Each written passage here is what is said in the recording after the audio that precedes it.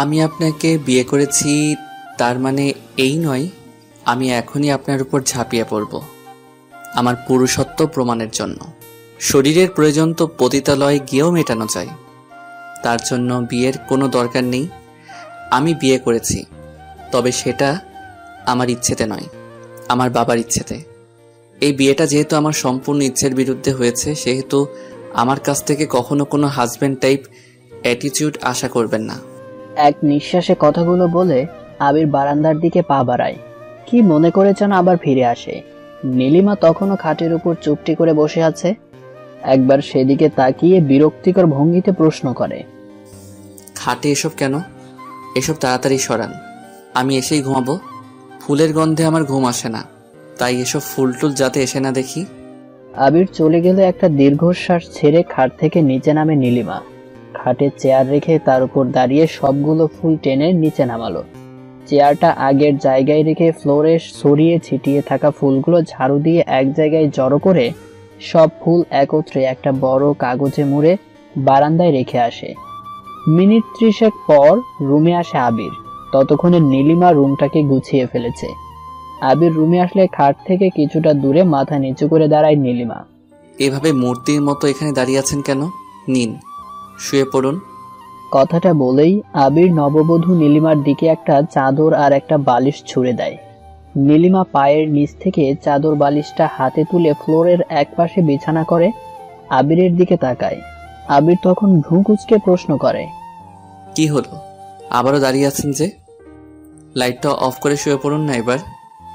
উফ, মাথাটা যন্ত্রণা করছে। ধীর পায়ে এগিয়ে গিয়ে লাইটটা অফ করে শুয়ে পড়ে নীলিমা। বালিশটা মাথার থেকে বেশ খানিকটা দূরে। নিশ্চুপ নীলিমা হাতে ভর দিয়ে শুয়ে আছে। গরিব ঘরে জন্ম নেওয়ার সুবাদে অসংখ্য মানুষের অসংখ্য কথা হজম করতে হয়েছে ওকে। নীলিমা জানতো জীবন খুব বেশি প্রেমময় হবে না, তাই বলে এতটা অবহেলা মেনে নিতে পারছিল না। চোখ দিয়ে অনর্গল অশ্রু গড়িয়ে পড়তে শুরু করে। শেষ রাত্রিতে ঘুম ভেঙে যায় নীলিমার। ঘড়িতে তখন সময় 3:09। চাদর আর বালিশটা সোফায় রেখে রুম থেকে বেরিয়ে যায়। অজু করে ড্রয়িং রুমের এক কোণে জায়নামাজ পেতে নামাজে দাঁড়ায় নীলিমা। তাহাজ্জুদ নামাজ শেষে আল্লাহর দরবারে মোনাজাত করছে নীলিমা। না চাইতেও কেন জানি নীলিমার চোখে জল চলে আসে। নীলিমা শব্দ করে করুণ আর্তনাদে কেঁদে ওঠে। নীলিমার করুণ আর্তনাদে এবাড়ির 4 দেয়ালও যেন কেঁপে ওঠে। মোনাজাত শেষে জায়নামাজটা ভাঁজ করে কোনায় রাখতে গিয়ে চোখ যায় দোতলায় দাঁড়ানো শ্বশুরের দিকে, যিনি মুগ্ধ দৃষ্টিতে পুত্রবধূর দিকে তাকিয়ে আছেন। নীলিমা উপরে গিয়ে শ্বশুরকে সালাম দেয়। অজুর পানি দেওয়ার জন্য ব্যতিব্যস্ত হয়ে পড়ে। শ্বশুরটা সে স্থানে দাঁড়িয়ে চোখের জল ছেড়ে দেয়। যদিও রাত্রে তেমন কিছুই হয়নি, তবুও গোসলটা সকাল সকাল সেরে নেয় নীলিমা। আবির তখনও গভীর ঘুমে মগ্ন।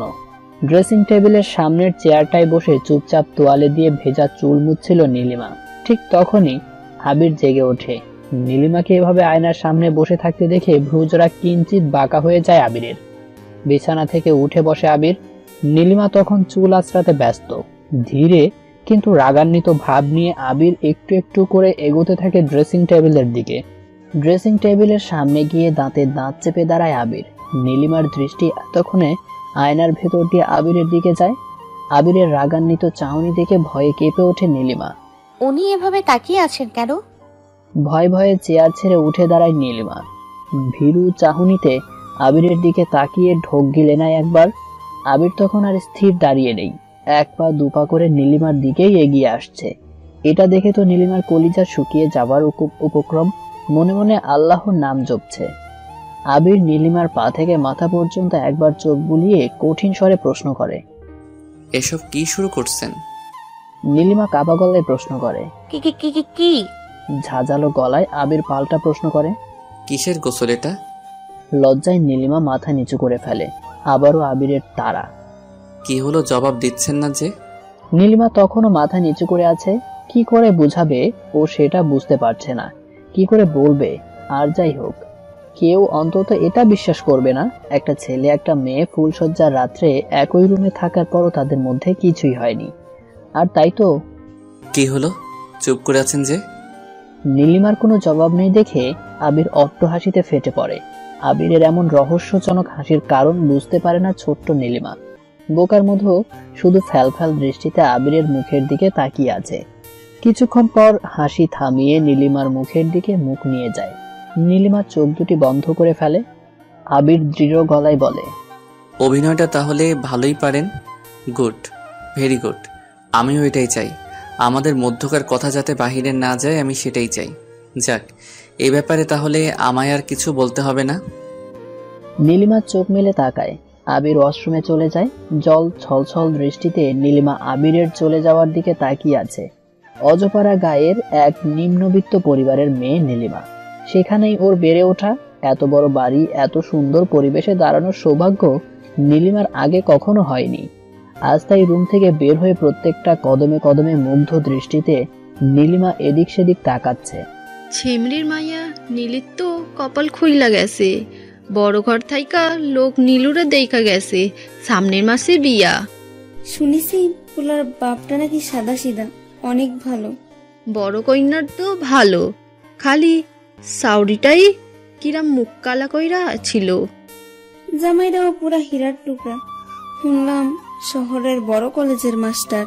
হ, সবই কপাল। কালা হইলে কি হইব, মায়ার কপাল ভালা।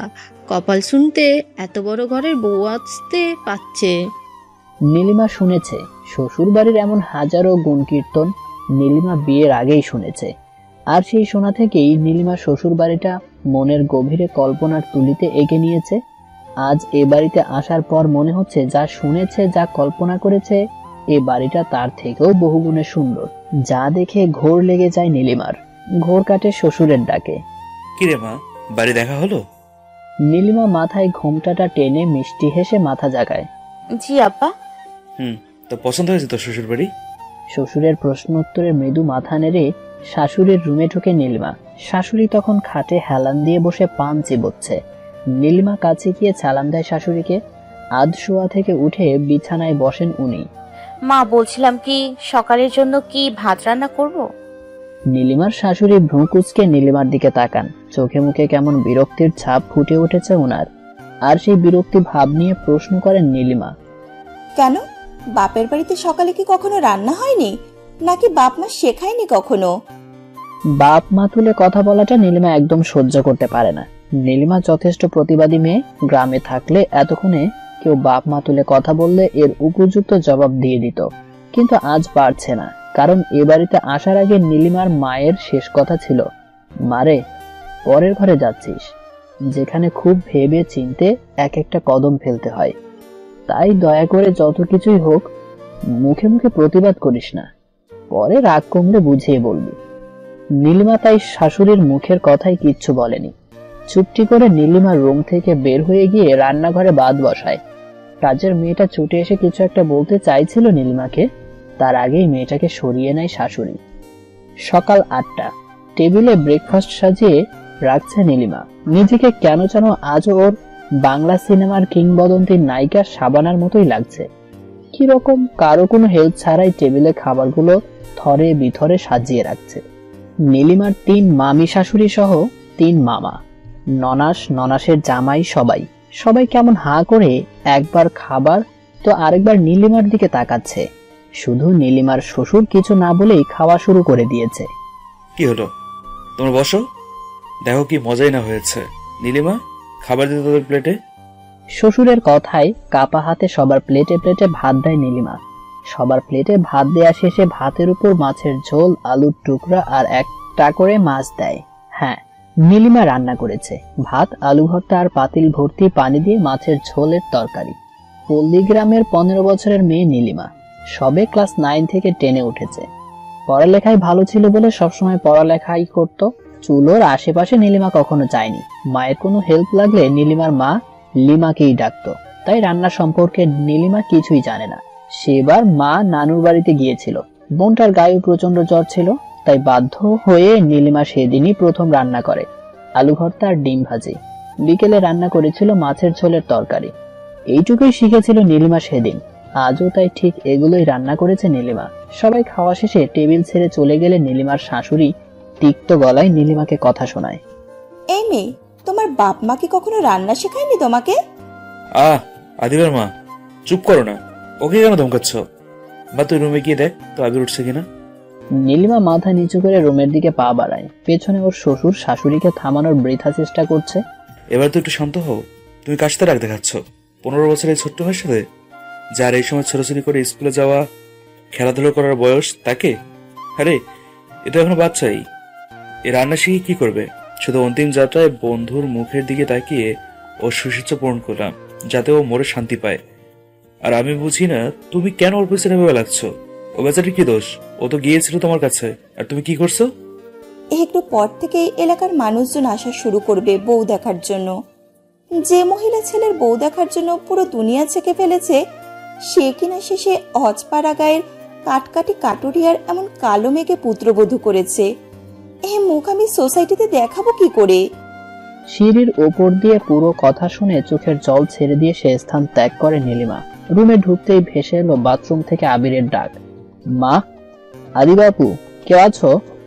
তোয়ালেটা দিয়ে যাও না একটু।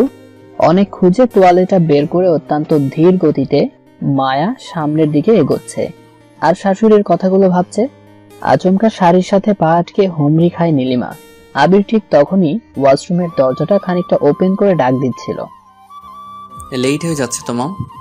এর আগেই কেল্লা ফতে হুমড়ি খেয়ে নীলিমা দরজা ঠেলে ভেতরে আবিরের উপর পড়ে। না, কোনো সিনেম্যাটিক স্টাইলে ওরা একে অপরের চোখের গহীনে ডুবে থাকেনি। পড়া মাত্রই নীলিমা সোজা হয়ে ভয়ে নিচের দিকে তাকিয়ে থরথর করে কাঁপতে থাকে, আর আবির চোখ বড় বড় করে সেদিকে তাকিয়ে আছে।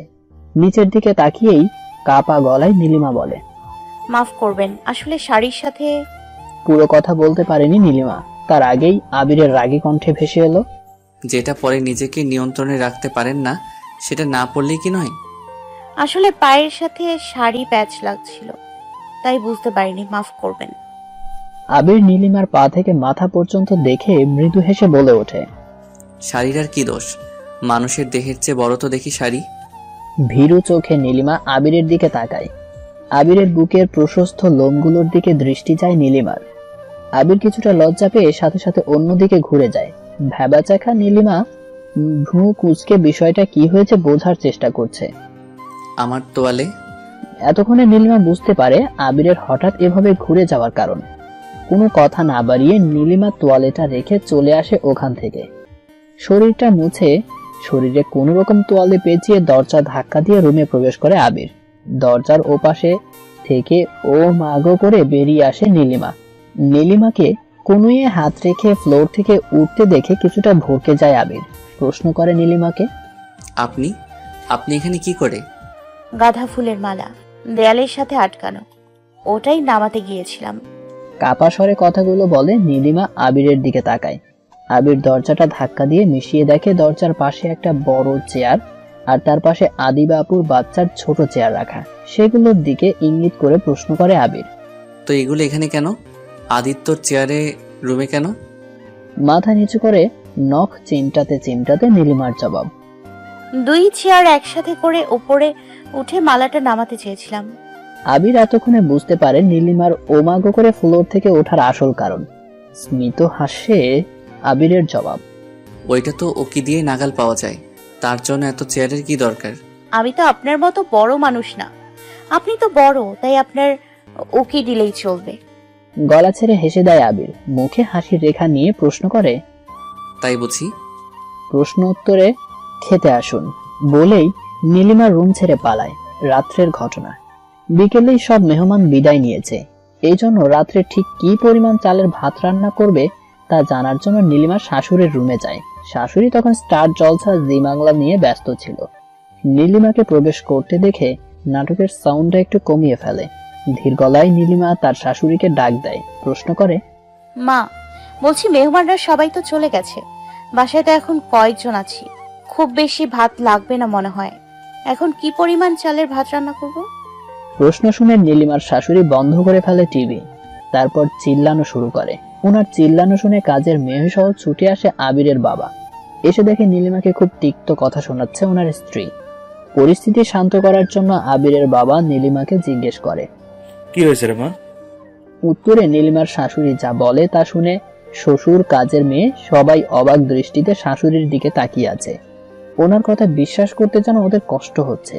হওয়ারই কথা, শাশুড়ির ভাষ্যমতে নীলিমা ওর শাশুড়িকে নাকি বলেছে যে ওনার বাপের বাড়ির মানুষজন একটু বেশি খায়। এখন তো ওরা চলে গেছে, এখন কি পরিমাণ চালের ভাত রান্না করবে? নীলিমার শ্বশুর কাজের মেয়ের দিকে তাকিয়ে বলে, যা তোর ভাবিরে নিয়ে যা, রান্না শুরু কর গিয়ে। আর কোনটায় কি পরিমাণ মশলা দিস সেটা ভালোভাবে দেখিয়ে তবেই রান্না করিস। মাথা নেড়ে নীলিমাকে নিয়ে রুম থেকে চলে যায় কাজের মেয়ে। আদিবের মা, এখনো সময় আছে, চিন্তাধারা মন মানসিকতা পরিবর্তন করো, না হলে তোমায় পরে পস্তাতে হবে। ভুলে যেও না তুমিও একজন মেয়ের মা। জবাবে কিচ্ছু বলেনি নীলিমার শাশুড়ি, শুধু মুখটা কালো করে অন্যদিকে ঘুরিয়ে নেয়। রাত্রে খাওয়া দাওয়ার পর্ব শেষে সবাই সবার রুমে চলে গেলে ভয়ে ভয়ে নীলিমা আবিরের রুমের দিকে পা বাড়ায়। আবির বিছানায় চুপটি করে বসেছিল, নীলিমাকে দেখে কিছুটা নড়ে বসে। কি হলো, ওইখানে দাঁড়িয়ে কেন? আসেন। ধীর পায়ে নীলিমা রুমে প্রবেশ করে। আবির বিছানায় আর নীলিমা সোফায় চুপটি করে বসে আছে, কারো মুখেই কোনো কথা নেই। এভাবে মিনিট 30 অতিবাহিত হবার পর মুখ খোলে আবির, বিছানা থেকে উঠে দাঁড়ায়, নীলিমার দিকে তাকিয়ে বলে, রাত তো অনেক হয়েছে, শুয়ে পড়ুন, আমি একটু বাইরে যাচ্ছি।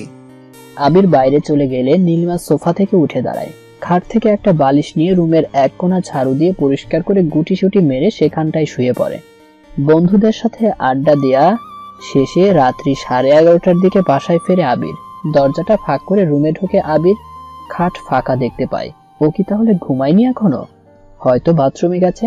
এটা ভেবেই আবির চুপটি করে বিছানার এক পাশে খালি রেখে অন্য পাশে গিয়ে শুয়ে পড়ল। কিন্তু এ কি, আধ ঘন্টারও বেশি সময় হয়ে গেল, ও আসছে না কেন? বিছানা ছেড়ে উঠে দাঁড়ায় আবির। বাথরুমে গিয়ে নীলিমাকে না পেয়ে চমকে যায়। এত রাত্রে কোথায় গেল তাহলে? বাসায় তো সবাই ঘুমিয়ে আছে। নীলিমা নীলিমা করে ডাকতে ডাকতে রুমে যায়। কোনায় কিছু একটা নড়ছে, কি ওখানে? আবিরের দৃষ্টি যায় রুমের এক কোণে, যেখানে নীলিমা গুটিসুটি মেরে শুয়েছিল। আবিরের ডাক শুনে শোয়া থেকে উঠে বসে নীলিমা, বাচ্চাদের মতো চোখ কষলে আবিরের দিকে ফিরে তাকায়। ভয়ে ভয়ে প্রশ্ন করে আবিরকে, কি হয়েছে? আবির মাথা ঝাঁকিয়ে উত্তর দেয়, না কিছু না। ও বলে নীলিমা পূর্বের ন্যায় গুটিসুটি মেরে শুয়ে পড়ে। আবির দাঁড়িয়ে থেকেই প্রশ্ন করে, ফ্লোরে শুয়ে আছেন কেন? প্রশ্ন শুনে শোয়া থেকেই আবিরের দিকে তাকায় নীলিমা। ইতস্তত আবির বলে, না মানে আপনার কোনো অসুবিধা হবে না তো ফ্লোরে ঘুমাতে? তাচ্ছিলের হাসি দিয়ে নীলিমার জবাব, আমার বাবার আপনাদের মতো এত বড় বাড়ি নেই। আমাদের একটা ছোট্ট ঘর আছে, তার মাঝে বেড়া দেয়া। ঘরে একটাই মাত্র পুরনো চৌকি। বাবা মা আর ছোট ভাই সহ আমরা 5 জন সেই চৌকিতেই ঘুমিয়েছি অনেক বছর। তার একটু বড় হতেই আমি আর লিমা ওনাদের থেকে আলাদা হয়ে যাই। আমাদের জন্য ঘরের মাঝখানে বেড়া দিয়ে তার পাশে বিছানা করা হয়। সেই থেকে খেজুর পাতার চাটাই পেতে আমি আমার বোন মাটিতে ঘুমাতাম। সেই মেয়েকে আপনি অসুবিধার কথা বলছেন? চুপ হয়ে যায় আবির। চোখের কোণে অশ্রুরা জড়ো হয়। লাইটটা অফ করে চুপটি করে শুয়ে পড়ে আবির। কপালে হাত রেখে শুয়ে আছে আবির। ওর কানের কাছে বারবার বন্ধুর বলা কথাগুলো প্রতিধ্বনিত হচ্ছে। বাবা, বোন, দুলা ভাইয়ের সাথে রাগ, প্রথম রাতেই বউয়ের সাথে উঁচু গলায় কথা, ধমক, বালিশ ছুঁড়ে দেওয়া, এসবের কারণ একটাই, আর সেটা হলো মেয়েটা কালো, তোর মনের মতো নয়। আমরা বুঝে গেছি রে আবির, যতই মুখে বড় বড় কথা বলিস, তুই ঠিক অন্য 8-10টা মানুষের মতোই ঘৃণা করিস কালোদের, বাঁকা দৃষ্টিতে দেখিস। শিক্ষিত হলেও তোর মন মানসিকতা, চিন্তাধারা প্রাচীনকালের মানুষের মতোই রয়ে গেছে। আবির ভাবছে, সত্যি কি আমার চিন্তাধারা এরকম? আমি কি সত্যি ওর গায়ের রঙে অসন্তুষ্ট? না না, এ হতে পারে না। যে আবির কলেজে শত শত ছেলে মেয়েদের নৈতিকতার শিক্ষা দেয়, মানুষের মতো মানুষ হওয়ার শিক্ষা দেয়, সে আর যাই হোক অমানুষ হতে পারে না। আচ্ছা, অমানুষ না হলে আমি ওকে কেন বউ হিসেবে মেনে নিতে পারছি না? ওর অপরাধ কোথায়? কি করেছে ও? কেন আমি ওকে দূরে সরিয়ে দিলাম? এর পিছনে কি কারণ? ওর বয়স নাকি গায়ের রং? উত্তর খুঁজে না পেয়ে বিছানায় উঠে বসে আবির। লাইটটা জ্বালিয়ে ধীর পায়ে নীলিমার দিকে এগিয়ে যায়। মনে হচ্ছে ঘুমিয়ে গেছে। আর ঘুমাবে না? এইটুকু মেয়ে হয়েও সারাটা দিন যেভাবে শুধু দৌড়িয়ে কাজ করেছে, তাতে ক্লান্ত হওয়ারই কথা। মাথার বালিশ কুনুয়ের নিচে দিয়ে বেঘরে ঘুমাচ্ছে নীলিমা। বালিশ ঠিক করতে গিয়ে আবির দেখতে পায় নীলিমার কুমি কেমন কালো হয়ে আছে। মুহূর্তেই সকালের ঘটনার কথা মনে হয়ে যায়। একটা হাসি দিয়ে আবির নীলিমাকে কোলে তুলে নিয়ে বিছানায় শুইয়ে দেয়। তারপর গায়ে চাদর টেনে দিয়ে লাইটটা অফ করে চুপটি করে নীলিমার পাশে শুয়ে পড়ে। সকালে ঘুম ভাঙলে নীলিমা নিজেকে খাটে আবিষ্কার করে, ভরকে যায়। আরও যখন পাশে শুয়ে থাকা আবিরের উপর ওর একটা পা আর একটা হাত ওঠানো দেখে। আমি তাহলে ঘুমের ঘরে হাঁটতে হাঁটতে এখানে এসে পড়লাম না তো? নিশ্চয় আমার পুরনো রোগটা জেগে উঠেছে। ভয়ে নীলিমার বুক ধুকপুক করছে। দুলাফে নীলিমা আবির জেগে ওঠার আগে রুম ছেড়ে পালায়। ব্রেকফাস্টের জন্য রুটি বানিয়েছিল নীলিমা, রুটি আর ডাল। এটা দেখেও কিছুক্ষণ ঘ্যানর ঘ্যানর করলো শাশুড়ি। একটা রুটি একটু পুড়ে গিয়েছিল, ব্যাস সেটা নিয়ে শুরু হলো। তারপর বাপ জন্মে এমন ডাল দিয়ে রুটি খায়নি, এই সেই আরো কত কি। বিকেলে আবির ওর বন্ধুলাভের সাথে লুডো খেলছিল আর হাসাহাসি করছিল। ড্রয়িং রুমে বসে নীলিমা ওপর থেকে সেটা দেখে থমকে দাঁড়ালো। আবিরের হাসি মুখটার দিকে অবাক দৃষ্টিতে তাকিয়ে আছে, কারণ এ বাড়িতে আসার পর এই প্রথম নীলিমা আবিরের হাসি মুখ দেখেছে। মানুষটার চেহারার মতো হাসিটাও খুব সুন্দর। হাসি দেখে ঘোর লেগে যায় নীলিমার। ঘোর কাটে ননাস আদিবার ডাকে। কি হলো, এইখানে দাঁড়িয়ে কেন তুমি? আসো, নিচে আসো। ননাসের ডাকে সাড়া দিয়ে নিচে নামে নীলিমা। ওই মেয়ে ওখানে বসছে কেন? এখানে আসো, আবিরের পাশে বসো।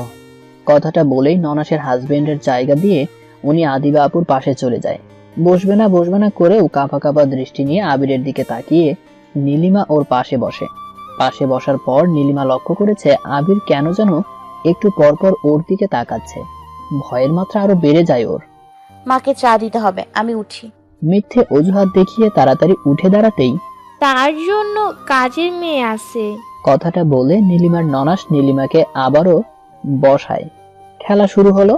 আবির দুলাভাই বনাম নীলিমা আপু। গুটি চালাচালির সময় আবিরের হাতের সাথে নীলিমার হাত লেগে গেছে অনেকবার। তারই সূত্র ধরে দুজনের মধ্যে চোখাচোখিও হয়েছে। তারপর আবার খেলায় নীলিমাদের জয় হয়েছে। এই প্রথম লুডো খেলায় আবিরের হার হয়েছে, তাও নীলিমার কাছে। খেলা শেষে শাশুড়ির ডাকে দৌড়ে যায় নীলিমা। তার সাথে আবিরও উঠে দাঁড়াচ্ছিল। বোন আদিবার কথায় আবারও বসে। কিছু বলবা? বলবো না, শুনবো। গত পরশুদিন রাত্রে কি হয়েছে তোদের রুমে সেটা শুনতে চাই। আপু এসব কি বলছো? তুমি না আমার বড় বোন হই, তবে সেটা নামে, কাজে নয়। কাজে হলে ঠিক বাবা বোনের কথা মেনে নিতে। কি বলতে চাচ্ছ তুমি? আমি যা বলতে চাইছি আশা করি তুই তা বুঝে গেছিস। আপু প্লিজ এভাবে কথা না ঘুরিয়ে সোজাসাপটা বলো, কি বলতে চাচ্ছ তুমি? আবির, মা অন্যরকম হলেও তোকে আমরা ঠিক ভালো মানুষ ভাবতাম মা না বুঝলেও তুই ঠিক বুঝবি। কিন্তু আমরা ভুল ভাবছিলাম যে মানুষকে মানুষের মর্যাদা দিতে পারে না, তার থেকে আর যাই হোক ভালো কিছু প্রত্যাশা করা যায় না। উপস্থিত হয় আবিরের বাবা। মেয়ের সাথে তাল মিলিয়ে বলে, যে ছেলে শত শত মানুষকে শিক্ষা দেয় মানুষের চেয়ে বড় কিছু নেই, সেই ছেলে কিনা এরকম মনের অধিকারী? হ্যাঁ, আমার ভাবতে অবাক লাগছে। এই আবিরকে নিয়ে আমি গর্ব করতাম। এই আবিরকে? গর্জে ওঠে আবির। চুপ করো তোমরা, আমি আর নিতে পারছি না। কেন চুপ করবে ওরা? তুমি বলো মেয়েটার কি অপরাধ? কেন ওর সাথে এরকম ব্যবহার করছো? ও কালো এজন্য নয় তো? পাশ থেকে আবিরের দুলাভাই বলে ওঠে। আবির দাঁতের দাঁত চেপে বলে, আমার কাছে সব মানুষই সমান দোলাভাই। তাহলে কেন এরকম করছিস? এরকম করছি কারণ আমি এ ধরনের মানুষকে ঘৃণা করি আপু। এই বললি সবাই সমান, এখন এবার ঘৃণা? ভালো তো। বাবা, হাসার কোনো কথা বলিনি এখানে। তুমি হয়তো জানো না, আমি মনে প্রাণে সবসময় একটা জিনিসই চাইতাম, আর সেটা হলো জীবন সঙ্গিনী হিসেবে পাশের মানুষটা যেরকমই দেখতে হোক না কেন তাকে হতে হবে প্রতিবাদী, শক্তিশালী, মননের অধিকারী। কালো হোক ধলা হোক যেরকমই হোক, আমি শুধু চাইতাম আমার বউটা শিক্ষিত এবং মার্জিত রুচিবোধ সম্পন্ন ব্যক্তি হোক। কিন্তু তোমরা এটা কি করলে? ওহ, তোর প্রবলেম তাহলে এই জায়গায়? কোন জায়গায়? এই যে নীলিমা অশিক্ষিত। প্রবলেমটা এই জায়গায় নয় আপু, প্রবলেমটা হলো ওর মন মানসিকতা বড্ড সেকেলে। অন্যায়ের প্রতিবাদ করার কোনো ক্ষমতাই ওর নেই, বিশেষ করে বয়সের ক্ষেত্রে। কোথায় 15 বছরের এক কিশোরী আর কোথায় 27 বছরের যুবক। বয়সের ক্ষেত্রে ওর সাথে আমার অনেক ব্যবধান। ওকেও তুই যোগ্য করে তৈরি করতে পারিস, গড়ে তুলতে পারিস তোর মনের মতো।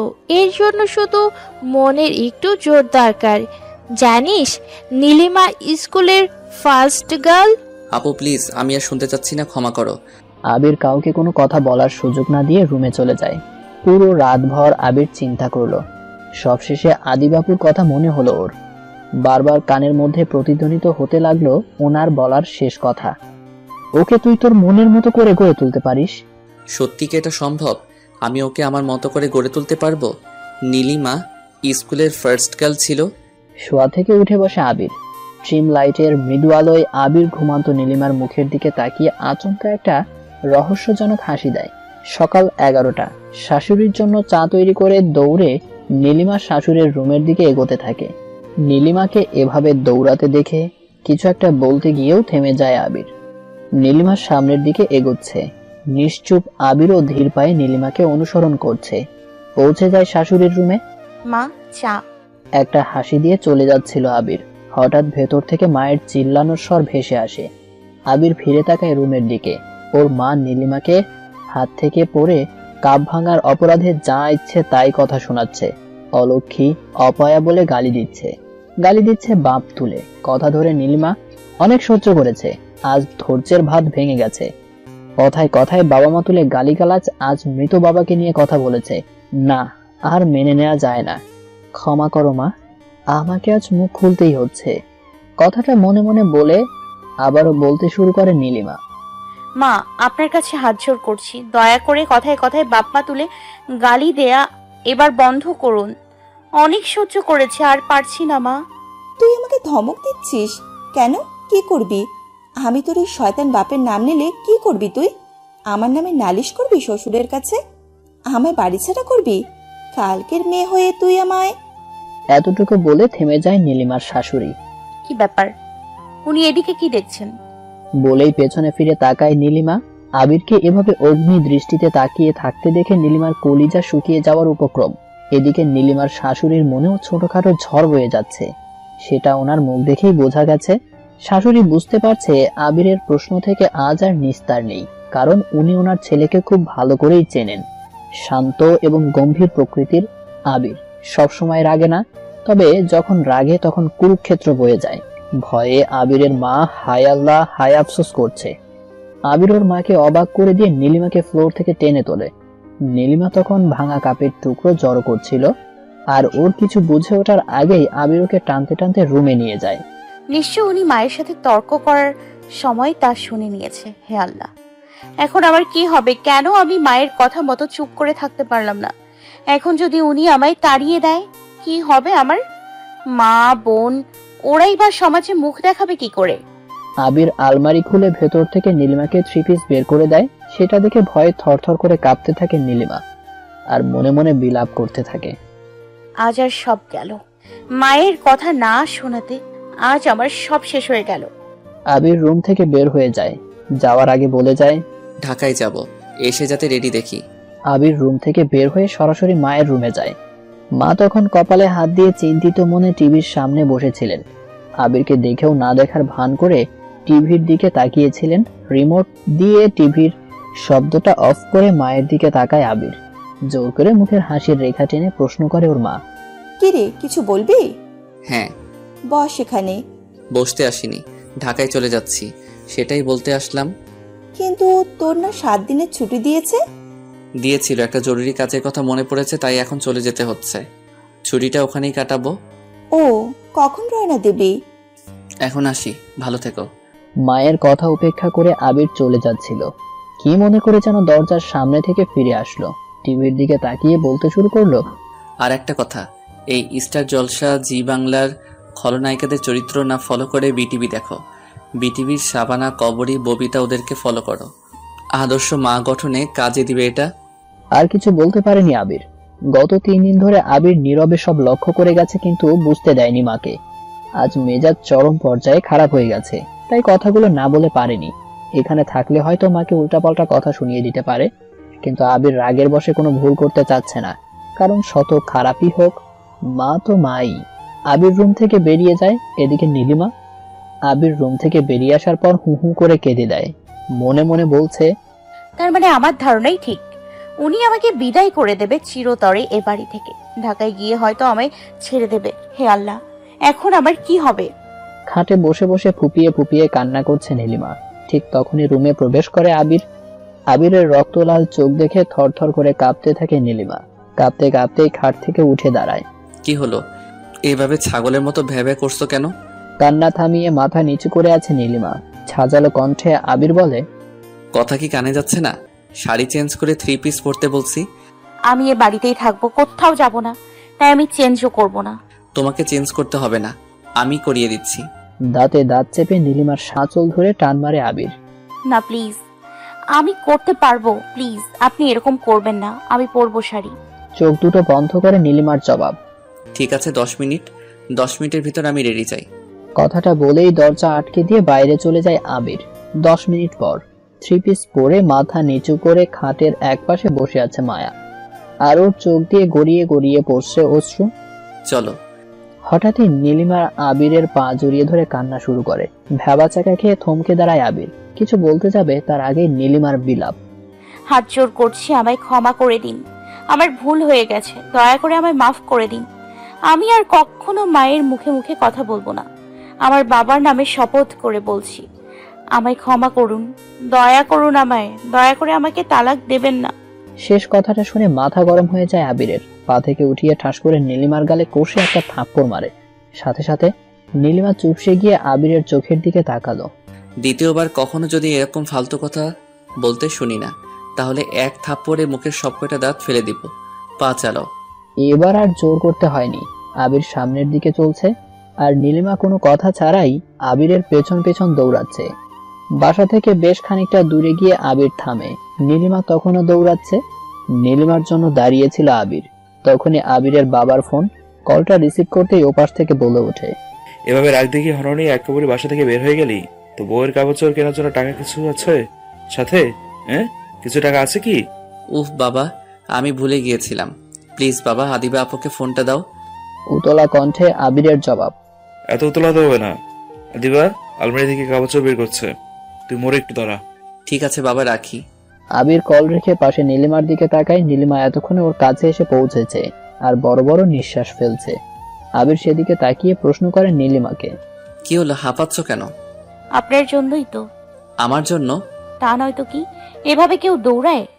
আবির নীলিমার পা থেকে মাথা পর্যন্ত ভালো করে দেখে প্রশ্ন করে, উচ্চতা কত? 5 ফিট 13।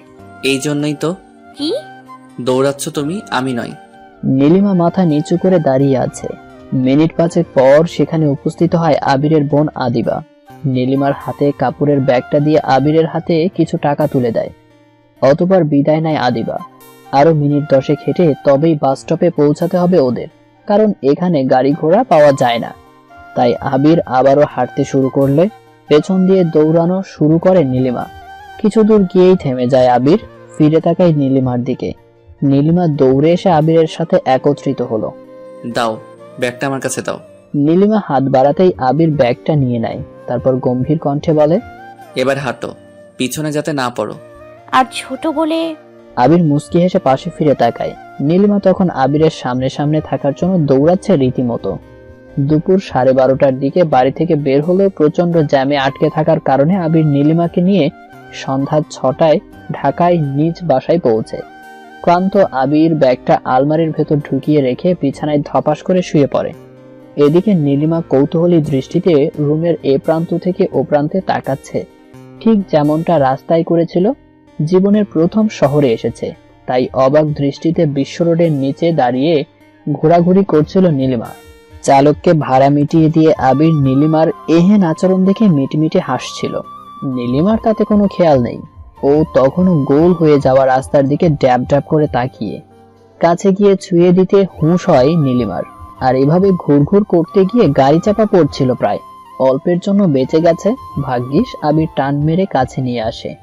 এটা রুম, বিশ্ব রোড না। ঘুরঘুর করা রেখে ফ্রেশ হয়ে আসো। আবিরের কথায় ঘোর কাটে নীলিমার। যাচ্ছি বলে দরজা দিয়ে বাহির হয়ে আরেক বাসার রুমে প্রায় ঢুকেই পড়ছিল। দরজার সামনে থেকে আবির গিয়ে নীলিমাকে টেনে আনে। তারপর ওয়াশরুমের কাছে নিয়ে যায়। এটা ওয়াশরুম, আর যেখানে ঢুকছিলা ওইটা বেডরুম। সদ্য বিবাহিত এক দম্পতি ওইখানে ভাড়া থাকে। আসলে আমি জানতাম না। It's okay. আপনিও কি এখানকার ভাড়াটিয়া? ফিরে তাকায় আবির, একটা মুচকি হাসি দিয়ে বলে, এটা আমার বাবার ফ্ল্যাট বাসা, কিনে ভাড়া দিয়ে রাখছে। সারাদিনের জার্নি ক্লান্ত শরীর নিয়ে আবির কিচেনে যেতে পারবে না বলে বাহির থেকে খাবার কিনে আনলো। বিরিয়ানির প্যাক নীলিমার হাতে একটা দিয়ে আবির খাওয়া শুরু করলো। নীলিমা ঢ্যাপ ঢ্যাপ করে আবিরের দিকে তাকিয়ে আছে। আবিরের তাতে কোনো খেয়ালই নেই। পানি খেতে বোতল নেওয়ার সময় হাত বাড়ালেই আবির নীলিমাকে আগের মতোই বিরিয়ানির প্যাক হাতে নিয়ে দাঁড়ানো অবস্থায় দেখতে পায়। কি হলো, দাঁড়িয়ে আছো যে? খাবে কখন? এখন? বসো। নীলিমা খেতে খেতে আবিরকে প্রশ্ন করে, আপনার বাবার তো মাশাআল্লাহ অনেক সম্পত্তি আছে, তাহলে আপনি এত কিপটা কেন? হোয়াট? বিস্মিত চোখে আবির নীলিমার দিকে ফিরে তাকায়। কিপটা মানে কি বলতে চাচ্ছ তুমি? নীলিমা ভয়ে ঢোক গেলে, তারপর আমতা আমতা করে বলে, না মানে আপনার বাসায় প্লেট নেই তো তাই বলছিলাম। অবাকের চূড়ান্ত সীমায় আবির। কে বলল প্লেট নেই? আমার যতগুলো খাবার প্লেট আছে ততগুলো প্লেট কোনো ব্যাচেলর ছেলের নেই। তাহলে এখানে খান কেন? নীলিমা ওর হাতে রাখা বিরিয়ানির প্যাকেট দেখিয়ে বলে। এতক্ষণে আবির আসল ঘটনা বুঝতে পারে। কোন রকম হাসি আটকিয়ে বলে, এই শখ হলো আর কি, তাই খেলাম আজকে। খাওয়া দাওয়া শেষে আবির নীলিমাকে রুমে বসতে বলে। ওপরে ভাড়াটিয়াদের রুমে যায়। আসবো? জি ভাইয়া আসুন। আড্ডা দিচ্ছিলে নাকি? খেয়েছি তো, তাই একটু বসুন ভাইয়া। আসলে তোমাদের তো বলেছি সকালে ফোনে তোমাদের ভাবির সম্পর্কে, ও আসছে আজকে আমার সাথে। এখন তোমরা কি সিদ্ধান্ত নিলা? ভাইয়া আমি তো বেডে একা একাই থাকি, ভাবি থাকতে পারবে, আমার কোনো সমস্যা হবে না। ওকে, তোমরা তাহলে পড়াশোনা করো, পরে না হয় ওকে দিয়ে যাব। আবির রুমে চলে আসলো।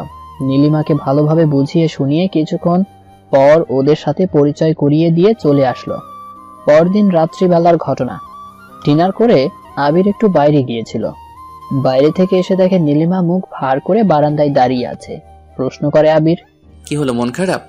মন খারাপ করে উত্তর দেয় নীলিমা, আমি ওদের সাথে থাকবো না। কিন্তু কেন? ওরা কি সব কথা বলে, হাসাহাসি করে, আমার ভালো লাগে না। ওরা পড়াশোনা করে একটু মজা করে, আর কথা কিন্তু তুমিও কম পারো না, তাই প্লিজ আর কোনো অজুহাত নয়, চলো। আবির নীলিমাকে একরকম জোর করেই ওপরের রুমে দিয়ে আসে। রুমে এসে শুয়েছিল আবির। প্রায় ঘন্টাখানেক বিছানায় ছটফট করে উঠে বসে আবির। কোনোভাবেই ভালো লাগছে না দেখে ছাদে যায়। ছাদ থেকে ফেরার সময় অনেক হাসাহাসির আওয়াজ আসে ওই রুমে, ওই মেয়েদের রুম থেকে। কিসের এত হাসি, এটা বলার জন্য দরজার কাছে যেতেই আবির থমকে যায়। কি সব উল্টোপাল্টা প্রশ্ন করছিল ওরা নীলিমাকে। তোদের একটুও লজ্জা নেই? এই ছোট্ট মেয়েকে কি সব আজে বাজে প্রশ্ন করছিস তোরা? আজে বাজে নয়, তাই না ছোট আপু? আসো বসো এখানে। আচ্ছা নীলিমা, এবার একটু বলো তো, বাসর রাতে কি হয়েছিল তোমাদের মাঝে? কি হবে মানে কিভাবে শুরু করছো? হ্যাঁ হ্যাঁ বলো বলো। কি শুরু করব? আমি ফ্লোরে ঘুমাইছি আর উনি খাটে। ই আল্লাহ, তোমরা আলাদা ঘুমিয়েছিলে? তোমাদের হয়নি? আপু আপনাদের কথা বুঝি না, আর আমার ঘুম পেয়েছে, ঘুমাবো। নীলিমা উঠতে গেলেও ওকে টান দিয়ে হেনা বসিয়ে দেয়। তারপর আবারও প্রশ্ন করে, বলছি তোমার বর কি তোমার শাড়ির আঁচল ধরে টান দেয়নি? বোকা মেয়ে লাফিয়ে উঠে বলে, হ্যাঁ আপু দিয়েছে তো, কালকে সকালে উনি আমার আঁচল ধরে টান দিয়েছিল। সবাই একসাথে বলে উঠল, ওয়াও। রোষা বিছানা থেকে লাফিয়ে উঠে বলল, ওরে আমারে কেউ মাইরাল। পাশ থেকে ঋতুর জবাব, চুপ কর এলিয়ান, শুয়ে আছিস শুয়ে থাক, কথা বাড়াস না। তোরা কি মানুষ নাকি অন্য কিছু রে? এই ছোট বাচ্চাটার পিছনে কেন লাগছিস? কি লাভ তোদের এসব করে? আমরা যা ইচ্ছা তাই করব, তুই কেন শুনছিস এসব? তুই কানে তুলা দিয়ে শুয়ে থাক, রোবটের বাচ্চা রোবট। রেগে যায় রোষা। বিছানা থেকে উঠে নীলিমার হাত ধরে। বোন তুমি ভাইয়ার রুমে থাকো, এটা বেশ নিরাপদ, তবুও এখানে আর এসো না। কথাটা বলে দরজা খুলে রোষা। দরজার সামনে আবিরকে এভাবে দাঁড়িয়ে থাকতে দেখে নীলিমার সাথে সাথে কেঁপে ওঠে রোষাও। কিছু একটা বলতে যাবে রোষা, তার আগেই নীলিমার হাত ধরে টানতে টানতে ওকে রুমে নিয়ে যায় আবির। রাগান্বিত গলায় বলা শুরু করে, রেগে গিয়ে শাড়ির আঁচল ধরে টান দিয়েছিলাম, সেটাও ওদের বলতে হলো? বলি তোমার কি ন্যূনতম কমন সেন্স বলতে কিছু নাই? মন খারাপ করে নীলিমার জবাব, ওরা আমায় জিজ্ঞেস করছে তাই বলছি। দাঁতে দাঁত চেপে আবির বলে, তাই বলে এসব কথা তুমি বলে দিবে? গোপনীয়তা বলতে কি কিচ্ছু বোঝো না তুমি? মাথা নিচু করে নখ চিমটাতে চিমটাতে নীলিমার জবাব, আমি তো মিথ্যে কিছু বলিনি, তারপরেও ধমকাচ্ছেন কেন? ধমকাবো না, তোমায় চুমু দিব। ওরা ব্রেন ওয়াশ করছে, আর তুমি কি না, ভুলটা আমারই হয়েছে। যাক। ড্রিম লাইটটা জ্বালিয়ে বিছানার মাঝখানে কোলবালিশ রেখে তার একপাশে নীলিমাকে শুতে বলে আবিরও শুয়ে পড়ে। মুখটা কালো করে কিছুক্ষণ পর নীলিমাও শুয়ে পড়ে। পরের দিন ক্লাস 10-এর এক সেট বই আর প্রতি বইয়ের জন্য নোট কিনে আনে আবির। এই দেখে আবিরের দিকে তাকিয়ে প্রশ্ন করে নীলিমা, এগুলো আমার? হ্যাঁ তোমার। তোমায় পড়াশোনা করতে হবে এখন থেকে, বাসায় বসে পড়বা। পরীক্ষার সময় আমিই নিয়ে যাব তোমাদের স্কুলে। চোখগুলো ছলছল করে নীলিমার, মনে হচ্ছে এখনই কেঁদে দিবে। আর হ্যাঁ, এখন থেকে কথা একটু কম বলার চেষ্টা করবা। অযথা বক বক না করে বইয়ে মনোযোগ দিবা, কাজ হবে যেটা। নীলিমা আচ্ছা বলে মাথা জাগায়। 6-7 দিন পরের ঘটনা। আবির কলেজ থেকে ফেরে। বাসায় ফিরে আবির নীলিমাকে কিছুক্ষণ পর পর পেটে হাত বোলাতে দেখে। কিছুটা অবাক হয় আবির, প্রশ্ন করে নীলিমাকে, নীলিমা তোমার শরীর খারাপ? মাথা ঝাঁকিয়ে না বলে নীলিমা। রাত্রে খাবার খেয়ে শুয়েছিল আবির। পাশ থেকে নীলিমা বলে ওঠে, শুনছেন, আমি পেটে হাত দিয়েছিলাম কেন জানেন? মাথা উঁচু করে নীলিমার দিকে তাকায় আবির, প্রশ্ন করে, কেন?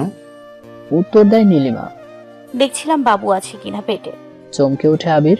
হোয়াট? কিসের বাচ্চা? কার বাচ্চা? নীলিমার উত্তর, আর আবার আমার বিয়ে হয়েছে, বাচ্চা হবে না? কিছুটা ঘাবড়ে গিয়ে প্রশ্ন করে আবির। বিয়ে হলেই বুঝি বাচ্চা হয়? পণ্ডিতের মতো জোর গলায় বলে ওঠে নীলিমা।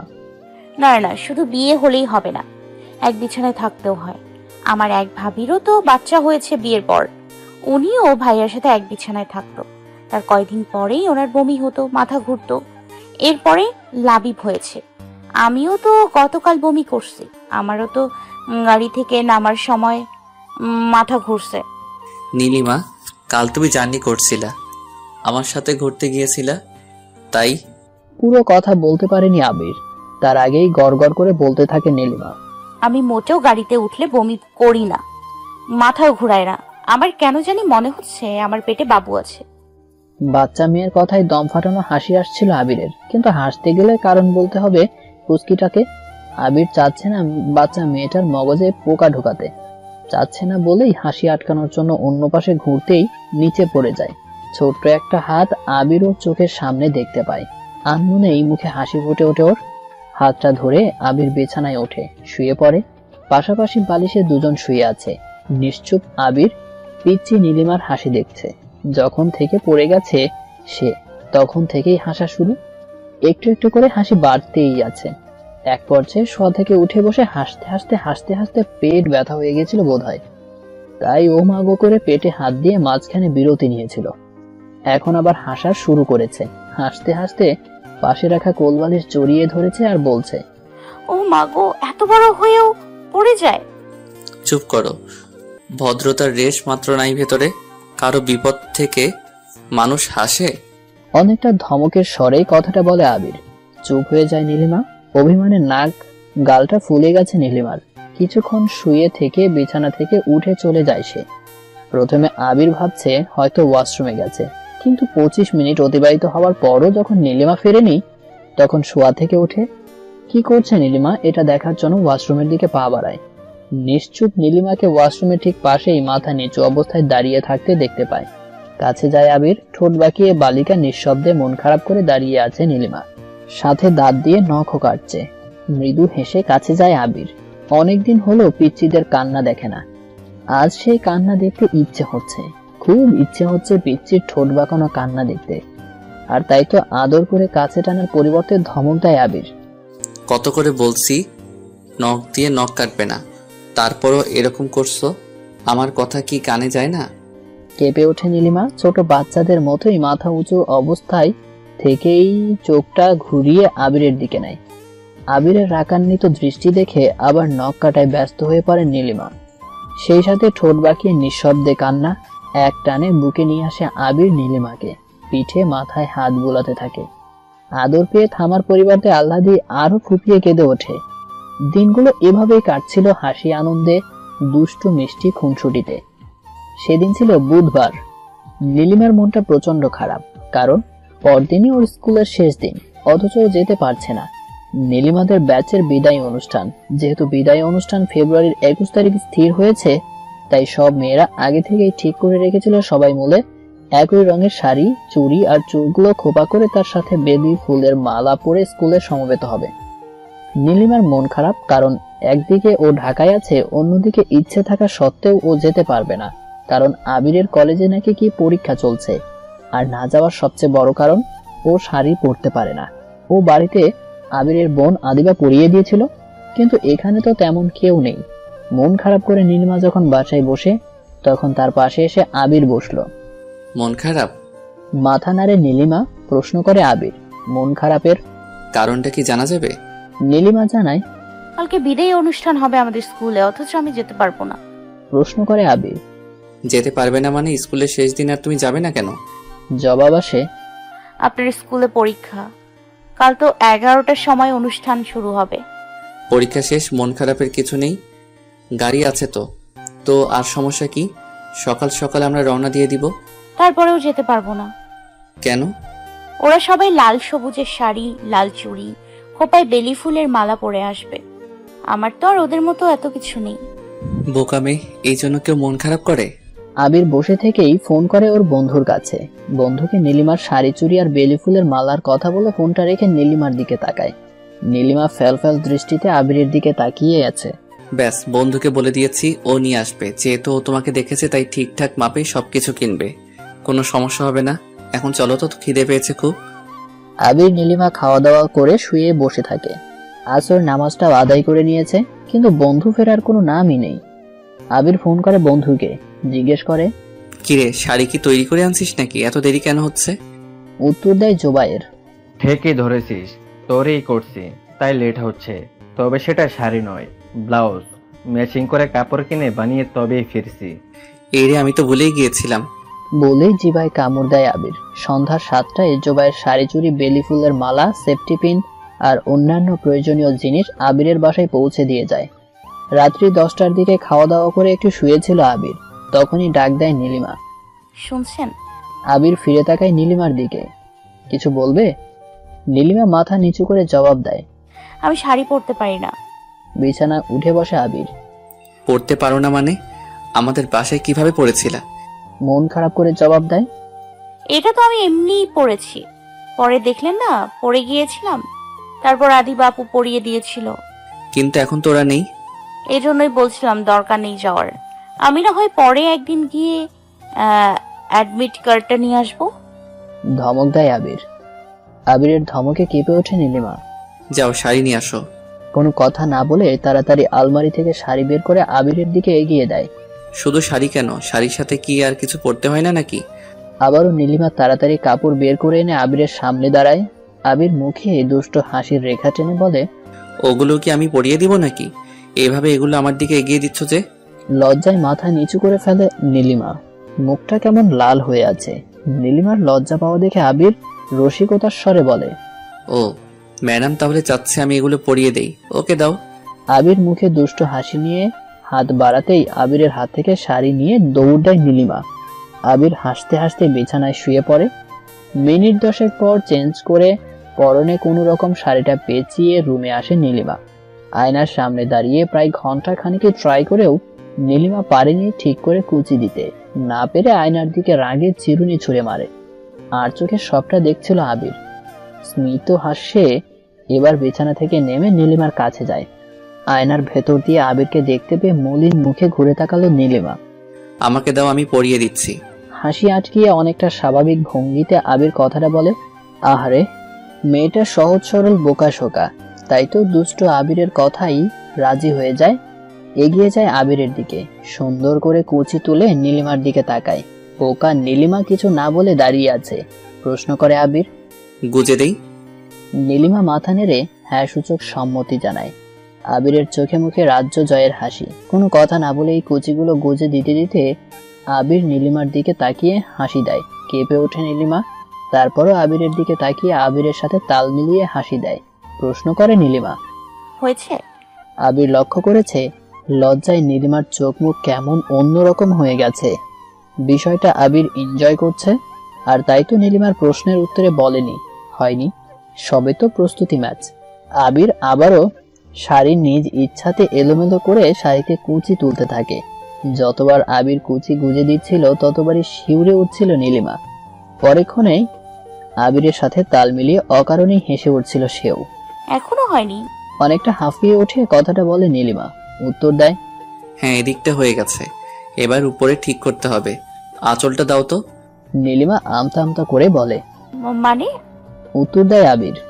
সুন্দর করে ভাঁজ করে সেফটি পিনে আটকাতে হবে তো, না হলে তোমার বান্ধবীরা হাসাহাসি করবে না তোমাকে নিয়ে। দাও দাও, দেখি কিভাবে পড়াবো সকালে। নীলিমা কিছু না বলে নিচের দিকে তাকিয়ে আছে। আবির নীলিমার শাড়ির আঁচল ভাঁজ করছে আর মুখ টিপে হাসছে। আঁচলটা সেফটি পিন দিয়ে আটকানোর সময় আবিরের হাত নীলিমার ঘাড় স্পর্শ করলে নীলিমা কেঁপে ওঠে। নজর এড়ায় না আবিরের। নীলিমাকে ছেড়ে দিয়ে সামনে গিয়ে দাঁড়ায়। অনেকটা হিরোর ভাব নিয়ে প্রশ্ন করে, সত্যি করে বলো তো, এই যে কুচি তুলে গুজে দিলাম, আঁচল ঠিক করে দিলাম, এতে তোমার কেমন ফিল হয়েছে? মানে তোমার অনুভূতিটা জানতে চাইছি। নীলিমা মাথা তুলে আবিরের দিকে তাকায়। আবির উৎসুক দৃষ্টিতে নীলিমার দিকে তাকিয়ে আছে। কাপা কাপা গলায় নীলিমার উত্তর, আপনি? আবির খুশি হয়ে বলে, হ্যাঁ আমি। আপনি আমায়? হ্যাঁ বলো, আমি তোমায়। কাতুকুতু কেন দিচ্ছেন? ওরে আমারে কেউ মাইরালা।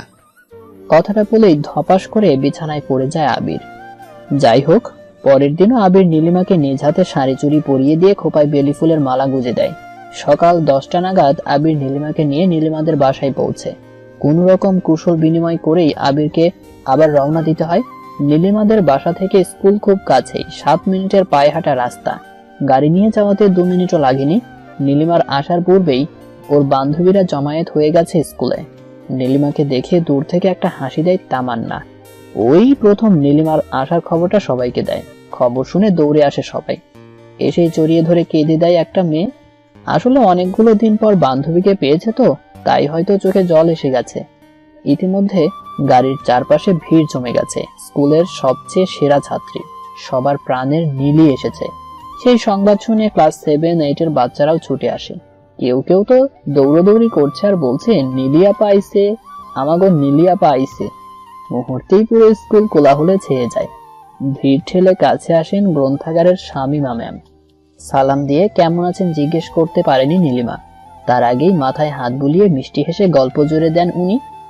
আজ অনেকগুলো দিন পর স্নেহের নীলিমাকে পেয়ে কথা বলার মাঝখানে চোখের জল ছেড়ে দেন উনি। নীলিমাকেও ওর সহপাঠী বন্ধুরা এরকম টেনে মঞ্চের কাছে নিয়ে যায়। নীলিমা বান্ধবীদের সাথে হাসি আনন্দ গল্পে মত্ত হয়ে যায়। অদূরে গাড়িতে হেলান দিয়ে দাঁড়িয়ে আবির ওর ছোট্ট ডানাকাটা পরিটার প্রাণ খোলা হাসি দেখছে। কিছুক্ষণ পর অনুষ্ঠানের কার্যক্রম শুরু হয়ে যায়। প্রধান শিক্ষকের চোখ যায় মাঠের শেষ প্রান্তে পলাশ গাছের নিচে দাঁড়িয়ে থাকা গাড়ি ও তার পাশের ভদ্রলোকটির দিকে। প্রশ্ন করেন উনি, কে উনি? ছেলে মেয়েরা নীলিমার দিকে তাকায়। নীলিমা উঠে মাথা নিচু করে দাঁড়িয়ে প্রশ্ন উত্তরে বলে, স্যার উনি আমার সাথে এসেছেন। প্রধান শিক্ষক এতক্ষণে বুঝতে পারেন আসল ঘটনা। দপ্তরিকে ডেকে কিছুটা ধমকের স্বরে বলেন, স্কুলে অতিথিকে যদি এভাবে দাঁড়িয়ে থাকতে হয় তাহলে আপনারা কিসের জন্য? মাথা নিচু করে দপ্তরি হাফিজউদ্দিন জনাব আবির সাহেবকে সসম্মানে অফিসে নিয়ে আসে। অনুষ্ঠান শুরু হয়। প্রথমে পবিত্র কোরআন থেকে তেলাওয়াত করবে অত্র বিদ্যালয়ের গর্ব বিদায়ী ছাত্রী নীলিমা। ইংরেজি স্যারের মাইকে ঘোষণা শুনে বসা থেকে উঠে দাঁড়ায় নীলিমা, যদিও সবসময়ই ওই শুরু করে কোরআন তেলাওয়াত থেকে। তবে আজকে কেমন যেন লাগছে। ইতিমধ্যে মাইকে আরো একবার নীলিমাকে ডাকা হয়ে গেছে। কাপা কাপা দৃষ্টিতে নীলিমাও ও প্রান্তে অতিথি আসনে বসে থাকা আবিরের দিকে তাকায়। আবির মাথা নেড়ে ইঙ্গিতে নীলিমাকে তেলাওয়াত করতে বলে। নীলিমা মঞ্চে উঠে তেলাওয়াত শুরু করে। তেলাওয়াত শেষ করে সোজা মাথা নিচু করে নিচে নেমে আসে সে। প্রায় মিনিট 5 পর আবিরের আসনের দিকে তাকায় নীলিমা। মুগ্ধ দৃষ্টিতে আবির তখনও নীলিমার দিকে তাকিয়ে। মানপত্র পাঠ শুরুর আগে শহীদদের স্মরণে এবার একটা দেশাত্মবোধক গান নিয়ে আসছেন আমাদের অত্র স্কুলের বিদায়ী ছাত্রী নীলিমা। নীলিমা বসা থেকে উঠে দাঁড়ায়। এমনিতে এখনো হার্টবিট দ্রুত ওঠানামা করছে, এখন আবার গানও গাইতে হবে ওনার সামনে? না না, পারবো না। নীলিমা হাত দিয়ে স্যারকে ওর নাম না বলার বিনীত অনুরোধ করছে। স্যার আবারও ঘোষণা করেন, নীলিমাকে অনুরোধ করা হচ্ছে মঞ্চে আসার জন্য। বাধ্য নীলিমা মঞ্চে যায়। মাইক হাতে নিয়ে বামে আবিরের দিকে তাকায়। আবির হাসি দিয়ে মাথা নাড়ে। নীলিমা গায়, যে মাটির বুকে ঘুমিয়ে আছে লক্ষ মুক্তি সেনা,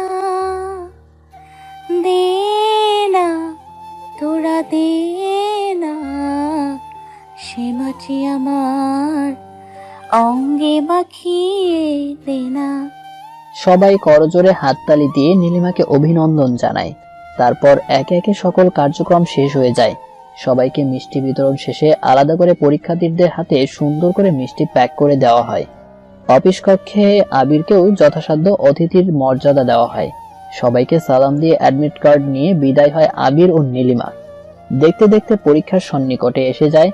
আবির ওর কলেজ থেকে 3 দিনের ছুটি নিয়ে নীলিমাকে ওদের বাসায় পৌঁছে দিয়ে পরীক্ষার যাবতীয় নিয়ম কানুন সম্পর্কে বুঝিয়ে দিয়েছে।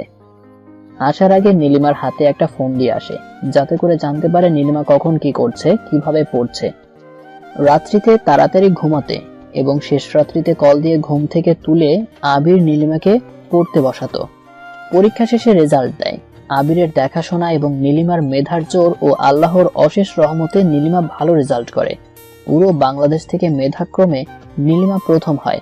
আলহামদুলিল্লাহ। নীলিমাকে আবির ও কলেজে ভর্তি করিয়ে দেয়। নীলিমাও এ নিয়ে আর কোনো বাগবিতণ্ডায় যায়নি, কারণ ও শুনেছে আবিরের কলেজটা খুব নামকরা। অনেক বছরের সুনাম ও গৌরব রয়েছে কলেজটির। কলেজের প্রথম দিনই মিশুক নীলিমা ফ্রেন্ড জুটিয়ে ফেলে। হিয়া নীলিমার বেস্ট ফ্রেন্ড, সবচেয়ে কাছের বান্ধবী। হিয়া ছাড়াও নীলিমার কাছে আরো 4-5 জন বান্ধবী আছে। এরা এক একজন এক এক গ্রুপের হলেও এদের সাথে নীলিমার রয়েছে আন্তরিকতা। নীলিমা সায়েন্সের স্টুডেন্ট, তাই শুধুমাত্র বাংলা এবং ইংরেজি ক্লাসের সময় নীলিমা ওদের সাথে একত্রে বসতে পারত, আড্ডা দিতে পারত। সেদিন ছিল বুধবার, আবিরের বাংলা ক্লাস। নীলিমা ও তার কমার্সের কিছু বন্ধুরা কর্নারের দুটো বেঞ্চে বসেছিল। সেদিন হিয়া আসেনি বিধায় নীলিমা ওদের সাথেই আড্ডা জুড়ে দেয়। আড্ডা দেওয়ার এক পর্যায়ে নীলিমাকে একটা বান্ধবী প্রশ্ন করে, কি রে, তোর না বাচ্চা হবে? তো পরীক্ষা করেছিস? নীলিমা শুকনো মুখে উত্তর দেয়, স্যারকে নিয়ে ডক্টরের কাছে গিয়েছিলাম, রিপোর্ট নেগেটিভ আসলো। নীলিমার বান্ধবীরা জেনে গিয়েছিল নীলিমা সহজ সরল বোকাশোকা একটা মেয়ে, তাই ওরা ওকে নিয়ে একটা মজা করতে চাইলো। আর এই ক্ষেত্রে নীলিমার বড় দুর্বলতা বাচ্চা। সেদিন নীলিমার হাতে ওরা একটা ঔষধ ধরিয়ে দেয়, বলে দেয়, নীলি, তোর বাচ্চা হবে যদি তুই স্যারের অজান্তে এই ওষুধটা স্যারের জন্য তৈরিকৃত স্যুপ কিংবা অন্য কিছুর সাথে মিশিয়ে খাইয়ে দিতে পারিস। বান্ধবীদের কথা শুনে নীলিমার চোখে মুখে হাসি ফুটে উঠলো। লাফিয়ে উঠে বলল, সত্যি বলছিস তোরা? এটা খাইয়ে দিলেই হয়ে যাবে? ওরা হাসি আটকিয়ে বলল, হয়ে যাবে, তুই গোপনে খাইয়ে দিস। আর হ্যাঁ, রাত্রে ওষুধ খাওয়ার পর স্যারের রিয়েকশনটা কিন্তু আমাদের বলতে হবে, না বললে কিন্তু বাচ্চা হবে না, বলে দিলাম।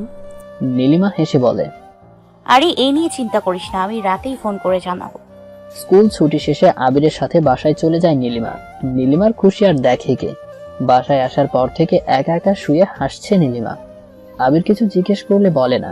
সন্ধ্যায় নামাজের বিছানায় বসে হাসি, কোরআন তেলাওয়াত করা থেকে উঠে হাসি, পড়তে বসে হাসি, টিভি দেখতে বসে হাসি, রুমে আবিরের সামনে বসে রাতের খাবার খেতে গিয়ে ভাত মুখে নিয়ে হাসি। হাসতে হাসতে নীলিমার নাক দিয়ে ভাত বেরিয়ে আসে।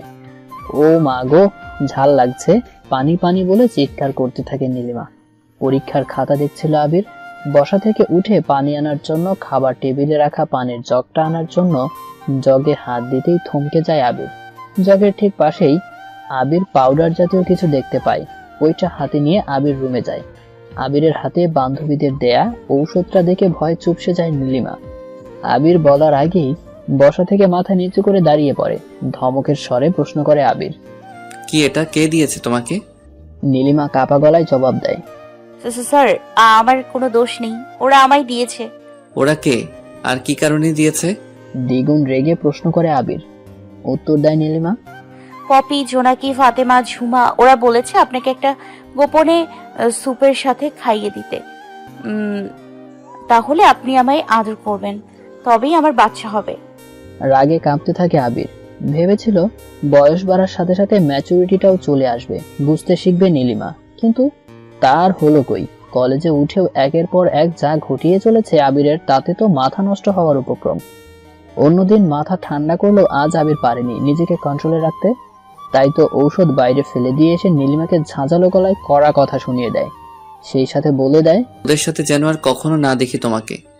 নিশ্চুপ নীলিমা ভয়ে ভয়ে মাথা ঝাঁকায়। পরদিন যথাসম্ভব এড়িয়ে চলেছে নীলিমা ওর ফ্রেন্ডদের, কিন্তু বাংলা ক্লাসের সময় ওরা জেকে বসে নীলিমার পাশে। কিরে, রাত্রে কেমন কাটলো, কিংবা কি হয়েছিল রে রাত্রে? এক একজনের এক এক প্রশ্ন, আর সেটা নিয়ে হাসাহাসি। নীলিমা উত্তরে কিছু বলার জন্য পেছনে ফিরতেই ক্লাসে আসে আবির।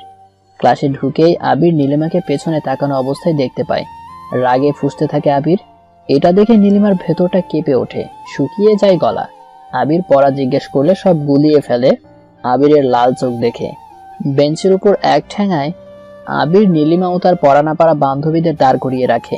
প্রায় 10 মিনিট এভাবে দাঁড় করিয়ে রাখছে, তবুও রাগ কমছিল না দেখে আবির সবগুলোর সামনে আনে। অতবার কান ধরে 100 বার ওঠা বসা করতে বলে। একবার কম হলে পরবর্তীতে দ্বিগুণ শাস্তি। এটা শুনে নীলিমা মনে মনে 1-2 গুনতে থাকে আর উঠবোস করতে থাকে। ক্লাস ভর্তি স্টুডেন্টদের সামনে এভাবে কান ধরে উঠবোস করা ব্যাপারটা খুব লজ্জার। 100 বার কান ধরে উঠবোস করেই নীলিমা ওর জায়গায় গিয়ে বসেছে, যদিও অন্য মেয়েরা 20 বারের অধিক উঠবোস করেনি। পাশেই ছেলেরা মিটমিট করে হাসছে আর ফিসফিস করে কথা বলছে। লজ্জায় মাথা নিচু করে বসে থাকা অবস্থায় নীলিমার চোখ থেকে 2 ফোঁটা অশ্রু নিচে বইয়ের মাঝে পড়ে। মাথা নিচু অবস্থায় নীলিমা এক হাত দিয়ে ভেজা চোখ মুছে নেয়। সেদিন আর কোনো ক্লাস না করে নিঃশব্দে নীলিমা কলেজ ত্যাগ করে। যে ছেলেরা পাশ থেকে ফিসফিস আর হাসাহাসি করছিল, সেই ছেলেদেরও আবির মাঠের মধ্যে দাঁড় করিয়ে প্রত্যেককে একে একে ঠেঙিয়ে 10টি করে 20 ঘা বসিয়ে দেয়। কলেজে ছুটির পর ছেলেরা এ নিয়ে প্রিন্সিপাল স্যারের কাছে নালিশ করে যায়। প্রিন্সিপাল স্যার আবিরকে ওনার কক্ষে ডেকে নেক্সট টাইম যাতে এরকম নালিশ না আসে সে ব্যাপারে হুঁশিয়ারি করে দেন। রাগে গজগজ করে আবির বাসায় চলে যায়। নীলিমাকে ইচ্ছে করে আবির নেয়নি, কিন্তু আশ্চর্য হলো তখন যখন বাসায় গিয়ে দেখলো নীলিমা তার আগেই বাসায় পৌঁছে গেছে। কলেজ ড্রেস চেঞ্জ না করেই বিছানার এক কোণে বালিশ বুকে জড়িয়ে চুপটি করে চোখ বুজে আছে নীলিমা। কিচ্ছু বলেনি আবির, না ধমক, না চেঞ্জ করে ফ্রেশ হয়ে খাওয়ার কথা। নীলিমাও আবিরের আগমনের শব্দে চোখটা যে বন্ধ করলো সেটা খুললো আবির সন্ধ্যার আগে বাইরে চলে যাওয়ার পর।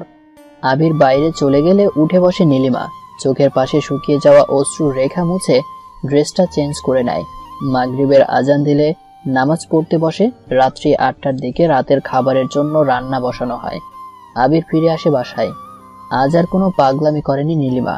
আবির আসার পর একবার শুধু তাকিয়ে দৃষ্টি ফিরিয়ে নিয়েছে। আবিরও কোনো কথা না বলে সেকেন্ড ইয়ারের স্টুডেন্টদের পরীক্ষার খাতা নিয়ে বসে পড়ে। রাত্রি 10টার দিকে টেবিলে খাবার পরিবেশন করে রুমে যায় নীলিমা। ধীর কণ্ঠে আবিরকে জানায়, টেবিলে খাবার দিয়ে আসছি, খেয়ে আসেন। খাতাগুলো রেখে টেবিল থেকে একটা প্লেট নিয়ে সোফায় নীলিমার পাশে এসে বসে। ভাত মেখে নীলিমার মুখের দিকে এগিয়ে দিতেই উঠে দাঁড়ায় নীলিমা। বিকেলে কলেজ থেকে ফেরার পথে হিয়াদের বাসা থেকে বিরিয়ানি খেয়ে আসছি। আমার দ্বারা আর আজকে খাওয়া সম্ভব না, আপনি খেয়ে নিন। কথাটা বলেই বিছানার একপাশে জড়সড় হয়ে শুয়ে পড়ে নীলিমা। জবাবে কিছুই বলেনি আবির, শুধু সিক্ত নয়নে একবার নীলিমার দিকে তাকালো। তারপর প্লেটটা টেবিলে রেখে অন্যান্য খাবারগুলো ঢেকে রেখে কিচেনের লাইটটা অফ করে দেয়। চুপটি করে এসে বিছানায় শুয়ে পড়ে আবির। নীলিমার বিপরীতমুখী হয়ে শুয়ে চোখের জল ছেড়ে দেয়। মনে মনে বলতে থাকে, আমি ওকে এত বড় শাস্তি দিলাম, আমি কি করলাম, কিভাবে এটা করতে পারলাম? নিঃশব্দে গুমরে কেঁদে ওঠে আবির। তারপর একটা সময় গভীর ঘুমে তলিয়ে যায়। রাত্রে হাড় কাঁপানো জ্বর আসে নীলিমার। ছটফট নীলিমা কিছু না বলে নিঃশব্দে বিছানায় এপাশ ওপাশ করছে। তারপর ভোরের দিকে ঘুমিয়ে পড়ে। সকাল হয়ে গেছে, ফজর নামাজটাও পড়েনি, আবার এখনো শুয়ে আছে। রাগ করলে মানুষ এমন করে, নামাজ ছেড়ে দেয়? প্রশ্নটা করেই নীলিমার হাত ধরে টান দেয় আবির। চমকে যায়। নীলিমার শরীরটা এতটাই গরম ছিল যে আবির তাড়াতাড়ি হাতটা সরিয়ে আনে। হায় আল্লাহ, এত গরম কেন এর শরীর? কথাটা বলেই ঘুমান্ত নীলিমার কপালে হাত রাখে। আতকে ওঠে আবির। পুরো শরীর জ্বরে পুড়ে যাচ্ছে নীলিমার। এখন আমি কি করব? এত সকালে তো কোনো ফার্মেসিও খোলা পাবো না। উপায়ান্তর না দেখে আবির ও রুমাল ভিজিয়ে নীলিমার মাথায় জলপট্টি দিতে থাকে। নীলিমার শরীরের তাপমাত্রা এতটাই প্রকট ছিল যে ওই তাপের প্রভাবে কপালে রুমাল দেওয়া মাত্রই রুমাল গরম হয়ে যাচ্ছিল। ও মা গো, শরীরটা নাড়াতে পারছে না, সে খুব ব্যথা পাচ্ছে। এসব বলে অস্ফুট স্বরে আর্তনাদ করতে থাকে নীলিমা। আজ শুধুমাত্র আমার অবিবেচকের মতো কাজের জন্য ওর এই অবস্থা হলো। কথাটা বলেই চোখের পানি ছেড়ে দেয় আবির। সকাল 10টায় ফার্মেসি থেকে ঔষধ আনিয়ে গরম ভাত তরকারি রান্না করে আবির। নীলিমার পাশে এসে বসে। ধীর গলায় নীলিমাকে ডাকে, নীলিমা শুনছো? আর কত ঘুমাবে?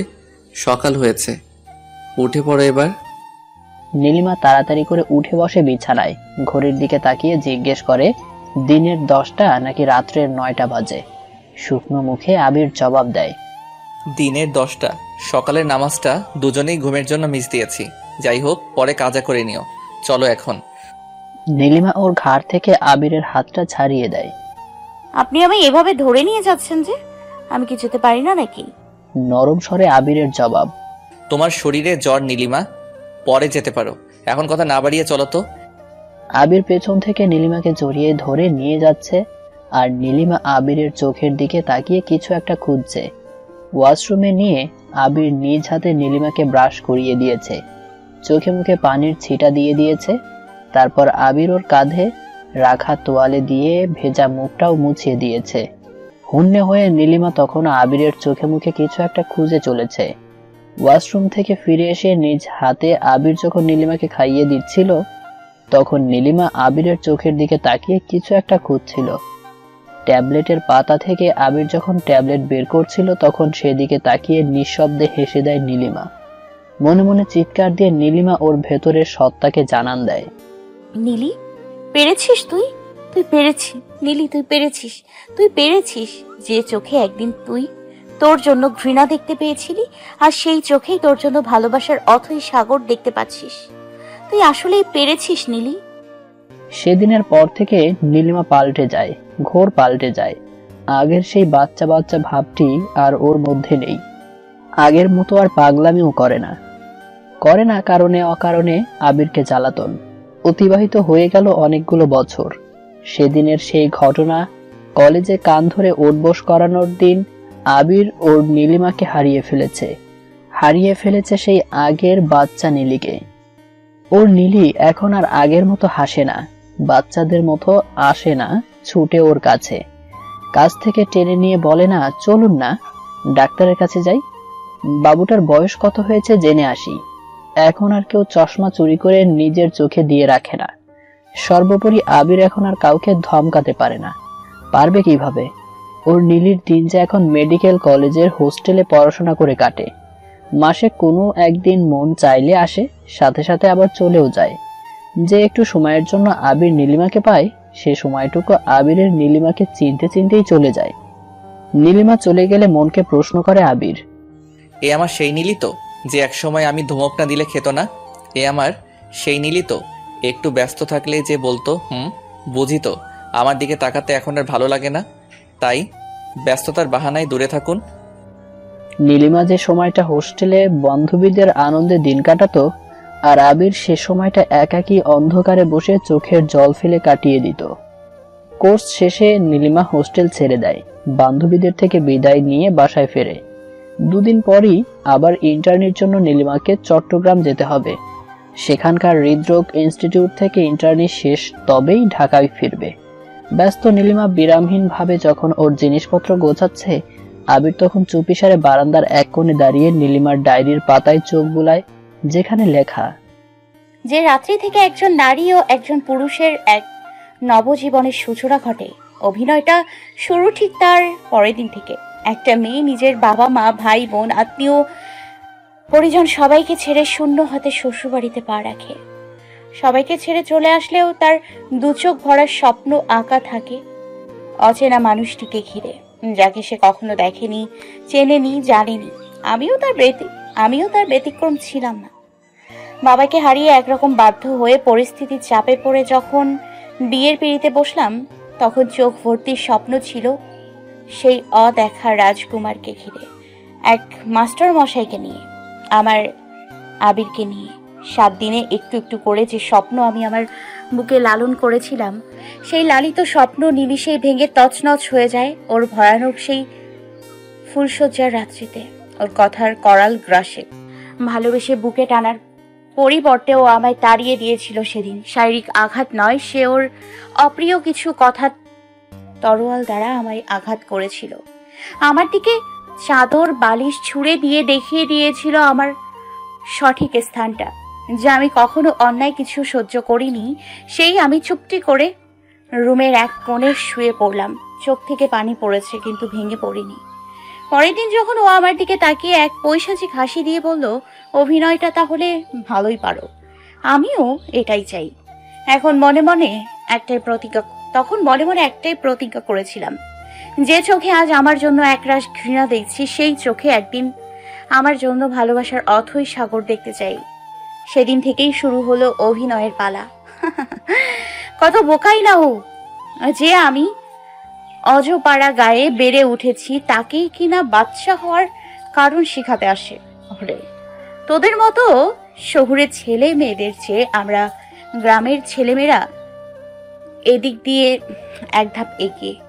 যে বিষয়টা তোরা প্রযুক্তির কল্যাণে জানতে পারি, সে বিষয়টা আমরা দাদি নানি ভাবিদের থেকে তার অনেক আগে শিক্ষা পাই। সর্বোপরি আমি একজন সায়েন্সের স্টুডেন্ট, আর তাকেই কিনা তুই। নীলিমা সবকিছু গুছিয়ে আবিরের আলমারিতে শেষমেশ একবার গোছানোর জন্য কাপড়ে হাত দিয়েই ভেতর থেকে আবিরের একটা তালাবদ্ধ ডায়েরির নিচে পড়ে যায়। ডায়েরি তুলে আগের জায়গায় রাখতে গিয়ে নীলিমা ওর নিজের ডায়েরির কথা মনে হয়। কোথায় গেল? খাটেই তো ছিল। নীলিমা খাটে রাখা সমস্ত কাপড় এলোমেলো করে ফেলে, খুঁজতে থাকে ওর ডায়েরি। আবিরের সব কাপড় চোপড় এলোমেলো করে তার ভেতরেও খুঁজে নেয়। আলমারিতে কোনো বক্সেই নীলিমা ওর ডায়েরি খুঁজে না পেয়ে মাথায় হাত রেখে ফ্লোরে বসে পড়ে। পেছন থেকে কাঁধে হাত রাখে আবির। ফিরে তাকায় নীলিমা। মলিন মুখে আবির হাতের ডায়েরিটা নীলিমার দিকে এগিয়ে দেয়। আবিরের চোখ মুখ ফ্যাকাশে হয়ে আছে। নীলিমা বুঝতে পারে আবির ওর ডায়েরি পড়ে নিয়েছে, আর এখন ওকে অনেকগুলো প্রশ্নের সম্মুখীন হতে হবে, কিন্তু সে তো আজকে কোনো প্রশ্নের উত্তর দিতে প্রস্তুত নয়। মাথা নিচু করে বিছানায় বসে পড়ে নীলিমা। আবির নীলিমার পাশে গিয়ে দাঁড়ায়, ধীর গলায় প্রশ্ন করে, ডায়েরির পাতার কথাগুলো সত্যি? মাথা নেড়ে হ্যাঁ বোধক উত্তর জানায় নীলিমা। আবিরের ভেতরটা ভেঙে চুরে গুড়িয়ে যায়, মনে হচ্ছে মাথা ঘুরে পড়ে যাবে। তারপরও নিজেকে শক্ত করে নীলিমার দুটো হাত চেপে ধরে বলে, আমি জানি নীলিমা, তুমি আমার সাথে মজা করছো, তুমি কোনো অভিনয় করতে পারোই না। আমার নীলিমা তো এমনি বাচ্চা, ও আমার সাথে কোনো বাচ্চা অভিনয় করতে পারেই না। হ্যাচকা টানে হাতটা ছাড়িয়ে নেয় নীলিমা। তার চিল্লের হাসি হেসে বলে, আমার নীলিমা, তাই না? উত্তর দেয়, হ্যাঁ, আর আমি জানি তুমি আমার সাথে এমন করতে পারো না, তুমি আমায় ভালোবাসো। ভালোবাসা? অট্ট হাসিতে মেতে ওঠে নীলিমা। হাসি থামিয়ে প্রশ্ন করে, আয়নাতে নিজেকে দেখেছেন? আজকাল চুল অর্ধেক পেকে গেছে, পুরাই একটা বুড়ো বুড়ো লাগে। আর সেই বুড়োকে ভালোবাসবে ডক্টর নীলিমাকে? ক্ষণিকের জন্য স্তব্ধ হয়ে যায় আবির। বারবার প্রতিধ্বনিত হতে থাকে নীলিমার বলা শেষ কথা, সেই বুড়োকে ভালোবাসবে ডাক্তার নীলিমা। ভীষণ কষ্ট পায় আবির, কিন্তু ভেঙে পড়েনি। মুখে জোর করে একটা হাসির রেখা টেনে নীলিমার হাতটা ধরে। হাঁটু গেড়ে ফ্লোরে বসে হাসি মুখেই বলে, আমি জানি আমার নীলি আমার সাথে মজা করছে, ও আমার সাথে এমন করতেই পারে না, কারণ ও যে আমাকে নিজের থেকেও বেশি ভালোবাসে। একটা ধাক্কা দিয়ে আবিরকে ফ্লোরে ফেলে দেয় নীলিমা।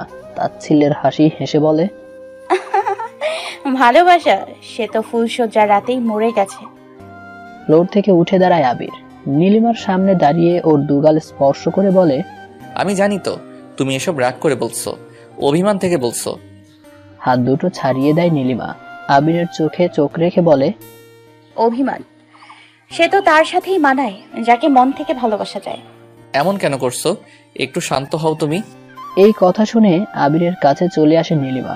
চোখে চোখ রেখে জোর গলায় বলে ওঠে, বুঝতে কেন পারছেন না? আমি সত্যি বলছি, আমি আপনাকে ভালোবাসি না, বাসতে পারি না। আবির দুহাত দিয়ে নীলিমার একটা হাত চেপে ধরে। দু চোখ দিয়ে অথই জলরাশি নিচে গড়িয়ে পড়ছে। কান্না ভেজা গলায় প্রশ্ন করে আবির, কেন করলে এমনটা? নীলিমা আবিরের হাতের দিকে চোখ ইশারা করে উত্তর দেয়, এই যে আজকের এই দিনটি দেখার জন্য। আবির হাতটা ছেড়ে দেয়। নীলিমা সেই অবস্থায় কাপড়ের ব্যাগটা হাতে নিয়ে আবিরের দিকে তাকায়। আবির তখনও সে স্থানে ঠায় দাঁড়িয়ে আছে। কাপা গলায় আসি বলে বিদায় নেয় নীলিমা।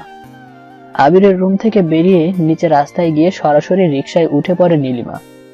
অতঃপর বাস স্টপে গিয়ে বাসে উঠে রওনা দেয় নরসিংদীর উদ্দেশ্যে। মাকে আগেই জানিয়ে দেওয়া হয়েছে ছোট ভাই আর লিমাকে নিয়ে দুদিন পরেই চিটাগাং মামার বাসায় আছি। ওইখানকার হসপিটালে এক বছর কাজ করতে হবে, তোমরা রেডি থেকো। নীলিমা বাসায় পা রাখা মাত্রই কল করে নীলিমার শ্বশুর। ভয়ে ফোনটাই অফ করে ফেলে নীলিমা। বুঝতে পারে আবির ওনাকে নিশ্চয়ই কিছু একটা বলেছে, তাই আজ হঠাৎই এ সময় ফোন করছে। আবির যদি সব বলে দিয়ে থাকে তাহলে এটা নিশ্চিত উনি এ বাড়িতে চলে আসবে। মা কাকা কাকিরা এসব জানবে, সাথে তুলকালাম সৃষ্টি হবে না, আর এক মুহূর্তও এখানে থাকা যাবে না। সে রাতটা কোনো মতো কাটিয়ে পরদিন ভোরে ট্রেনে নীলিমা ওর মা ও ছোট ভাই বোনদের নিয়ে চিটাগাংয়ে চলে যায়। কেটে যায় 2 দিন। বাবা কি হলো, ফোন ধরেছে নীলিমা? কথা বলেছো ও বাড়িতে? সেদিন আবিরের বাবা ও মা এসেছিল তাদের বউ ছেলেকে দেখতে। এসে আবিরের অগোছালো রুম ও রক্তলাল চক্ষু দেখে ভরকে যায়, জানতে পারে আসল ঘটনা। আবিরের বাবা মা দুজনেই স্তম্ভিত। হওয়ারই কথা, এরকম কিছু ওরা যে কল্পনাতেও নীলিমার থেকে প্রত্যাশা করেনি। যাই হোক, ছেলের মাথায় হাত বুলাতে থাকে মা। আবিরের বাবা এবার কল দেয় নীলিমার মায়ের ফোনে। সালাম দিয়ে কৌশল বিনিময়ের এক পর্যায়ে জানতে পারে নীলিমা ওদের নিয়ে চিটাগাং মামার বাসায় উঠেছে। কোনো ভনিতা না করে আবিরের বাবা সোজা সাপটা নীলিমার মায়ের কাছে পুরো ঘটনা খুলে বলে। লজ্জায় মাথা নত হয়ে যায় নীলিমার মায়ের, কারণ উনি জানেন আর যাই হোক আবিরের বাবা কখনো মিথ্যে কথা বলার মানুষ না। সে রাত্রেই মেয়ের মুখোমুখি হয় মা। প্রশ্ন করেন, কি রে, জামাই কল দেয়নি যে আজকে একবারও? জামাইয়ের সাথে কি কিছু হয়েছে? মায়ের প্রশ্নে রেগে যায় নীলিমা, সামনে থাকা গ্লাসটা ছুঁড়ে ফ্লোরে ফেলে। রেগে কাঁপতে কাঁপতে জবাব দেয়, আর কখনো যদি এই জামাই জামাই শুনি তাহলে কুরুক্ষেত্র বয়ে যাবে। একটা দীর্ঘশ্বাস ছেড়ে সে স্থান ত্যাগ করে নীলিমার মা। মায়ের সাথে এরকম চোখ রাঙানোতেই বুঝতে পারেন উনি, উনার মেয়ে নিচে নামতে নামতে এতটাই নিচে নেমে গেছে যে ঘৃণা করতেও ওকে মানুষের বিবেকে বাঁধবে। দুপুরে লাঞ্চ করে রুমে বসেছিলেন নীলিমার মা, তখনই কল আসে নীলিমার শ্বশুর বাড়ি থেকে। রিসিভ করতেই ওনারা জানান আবিরের অবস্থা খুব খারাপ, আপনারা যত শীঘ্র সম্ভব একবার ঢাকায় আসুন।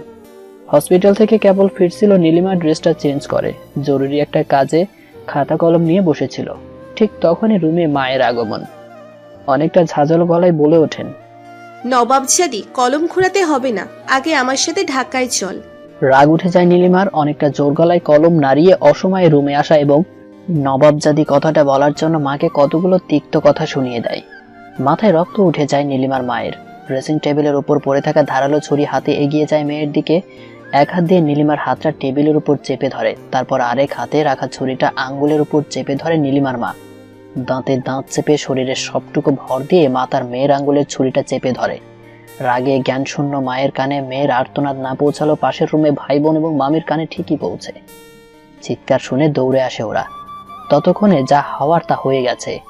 ও মাগু করে বিছানায় চিতল মাছের মতো তরপাতে তরপাতে সবার চোখের সামনে জ্ঞান হারায় নীলিমা। নীলিমার ডান হাত থেকে বৃদ্ধা আঙ্গুলটা আলাদা করে ফেলেছে ওর মা। এটা দেখে ওর ভাই জ্ঞান হারায়। বোন লিমা ও মামি একটা চিৎকার দিয়ে নীলিমার মায়ের কাছে ছুটে আসে। লিমা ওর বোনকে জড়িয়ে ধরে আপু আপু বলে আর্তনাদ করতে থাকে। এ কি করলেন আপা? হাত থেকে একটা আঙ্গুল আলাদা করে ফেললেন? পাশ থেকে নীলিমার মামি প্রশ্ন করে, উত্তর আসে, বেশ করেছি, ভাগ্যিস সাতটা কেটে ফেলিনি এখনো। কলম নাড়ানো, জন্মের মতো কলম নাড়ানোর শখ মিটিয়ে দিতাম। কথা বাড়ায়নি নীলিমার মামি।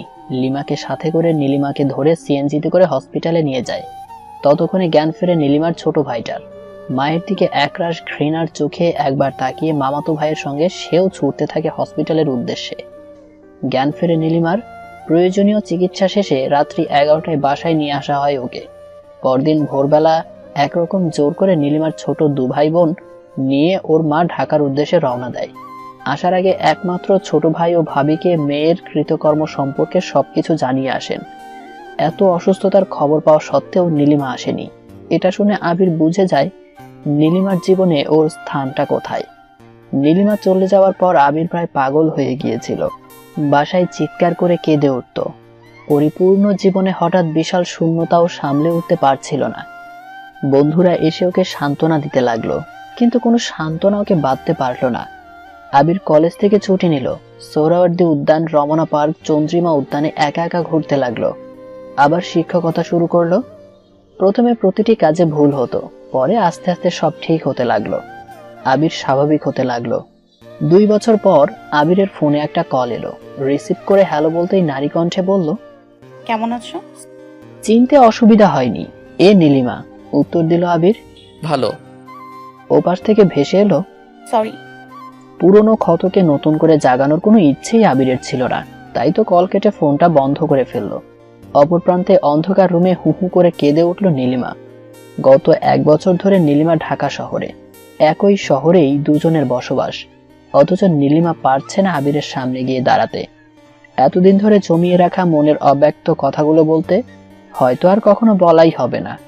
ফাল্গুনের 2 সপ্তাহ আগে প্রিন্সিপাল স্যার সকল শিক্ষক শিক্ষিকাদের নিয়ে মিটিংয়ে বসলেন। আলোচ্য বিষয় এবারের বসন্তের প্রথম দিন ঠিক কিভাবে উদযাপন করবেন। আলোচনা চলল টানা 3 ঘন্টা। আলোচনার এক পর্যায়ে বক্তব্য রাখেন হিসাব বিজ্ঞানের সাইফুল স্যার।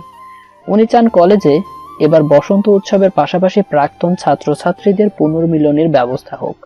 প্রিন্সিপাল ওনার সিদ্ধান্তকে সাধুবাদ জানান। জানিয়ে দেওয়া হয় সালের মধ্যে ব্যাচের সকল প্রাক্তন ছাত্রছাত্রীদের কল করে যাতে বিষয়টা জানিয়ে দেওয়া হয়। আবিরকে বলে দেওয়া হয় আবির যেন নীলিমাকে বিষয়টা জানিয়ে দেয়। সেদিন কলেজের হয়ে মেসেজের মাধ্যমে আবির নীলিমাকে বিষয়টা জানায়। খুশিতে লাফিয়ে ওঠে নীলিমা। অনুষ্ঠানের দিন নির্দিষ্ট সময়ের পূর্বেই নীলিমা কলেজের উদ্দেশ্যে রওনা দিচ্ছিল। অতিমধ্যে এক বৃদ্ধার অ্যাক্সিডেন্ট হলে ওনাকে হসপিটালে নিয়ে চিকিৎসার ব্যবস্থা করে তবেই রওনা দেয়। নীলিমা কলেজে পৌঁছাতে পৌঁছাতে অনেকটা দেরি হয়ে যায়। ততক্ষণে অনুষ্ঠান শুরু হয়ে গেছে। সঙ্গীত অনুষ্ঠান পরিচালনার পুরো দায়িত্ব ছিল বাংলার অধ্যাপক আবিরের উপর। কলেজের সকল প্রাক্তন ছাত্রছাত্রীদের তাদের নিজ নিজ আসন গ্রহণ করার বিনীত অনুরোধ করা হচ্ছে। কলেজ গেট থেকেই নীলিমা মাইকে আবিরের কণ্ঠটা শুনে নেয়। কম্পন শুরু হয় ভেতরে। ভীরু পায়ে কলেজ মাঠে মঞ্চের পাশে একটা চেয়ার টেনে বসে। এখানে এসে নিজেকে খুব অসহায় মনে হচ্ছে নীলিমার। সবাই কিরকম সুন্দর করে সেজে এসেছে। ছেলেরা পাঞ্জাবি আর মেয়েরা বাসন্তী রঙের শাড়ি। কি সুন্দরই না লাগছে সবাইকে। বিশেষ করে আবিরের থেকে তো চোখই ছড়ানো যাচ্ছে না। পাঞ্জাবিতে অস্থির লাগছে আবিরকে। কেন যে আজকে শাড়ি পরে এলাম না। নীলিমা মুগ্ধ দৃষ্টিতে আবিরের দিকে তাকিয়ে আছে। এমন ভাবে তাকিয়ে আছে যেন আবিরকে দেখার তৃষ্ণা এ জন্মে ওর মিটবে না। আবির পাশে বসে থাকা অতিথি ম্যাম জ্যোতি মেয়েটার সাথে কি একটা বিষয় নিয়ে যেন হাসাহাসি করছিল। তখনই পেছন থেকে ইতিহাসের অধ্যাপক জনাব মামুনুর রশিদ মাইক হাতে নিয়ে বলতে থাকেন, আবির স্যার, অনেক অপেক্ষা করিয়েছেন, এবার তো শুরু করুন। ওরা যে আপনার কণ্ঠের জাদুতে মুগ্ধ হওয়ার জন্য অধীর আগ্রহে বসে আছে। আবির মাইকের অনেকটা কাছে গিয়েই বলে, কি করে শুরু করব স্যার? জ্যোতি ম্যাম এত সুন্দর করে রবীন্দ্রসঙ্গীত গাইতে পারে। ওনাকে বললাম আমার সাথে গাওয়ার জন্য, উনি রাজি হচ্ছেন না। মন খারাপ করে আবির বলে, ঠিক আছে, আমি একে একে শুরু করছি। সবাই নড়ে চড়ে বসে। আবির গাইতে শুরু করে, যদি তারে নাই চিনি গো সে কি। এটুকু বলে আবির থামতেই ডান পাশ থেকে খালি গলায় গেয়ে ওঠে নীলিমা, যদি তারে নাই চিনো গো সে কি আমায় নিবে চিনে এই নব ফাল্গুনের দিনে জানিয়ে। চমকে ওঠে আবির। মঞ্চের বাম পাশে তাকালো। আবিরের সাথে অন্যান্য শিক্ষকরাও তাকালো।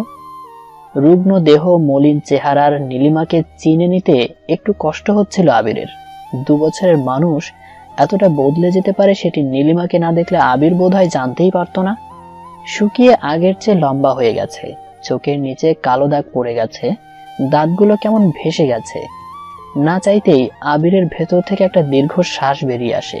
পাশে বসা অর্থনীতির ম্যাম নীলিমার হাতে একটা মাইক ধরিয়ে দিয়ে গান গাওয়ার জন্য বলে। আচমকা আবির মাইকে ঘোষণা করে দেয়, সুপ্রিয় শিক্ষার্থীবৃন্দ, এখন এই মুহূর্তে মঞ্চে আপনাদের সামনে গান নিয়ে আসছেন এই কলেজেরই প্রাণ, কলেজের একসময় সেরা ছাত্রী মিস নীলিমা। নীলিমার জন্য একটা জোরে হাততালি হবে। সকল ছাত্রছাত্রীরা উচ্ছ্বাসে ফেটে পড়ে। নীলিমাকে করজোরে অভিবাদন জানায়। আবির আবারও মাইকে ঘোষণা করে, নীলিমাকে মঞ্চে আসার জন্য বিনীত অনুরোধ করা হচ্ছে। কাপা পায়ে নীলিমা মঞ্চে ওঠে।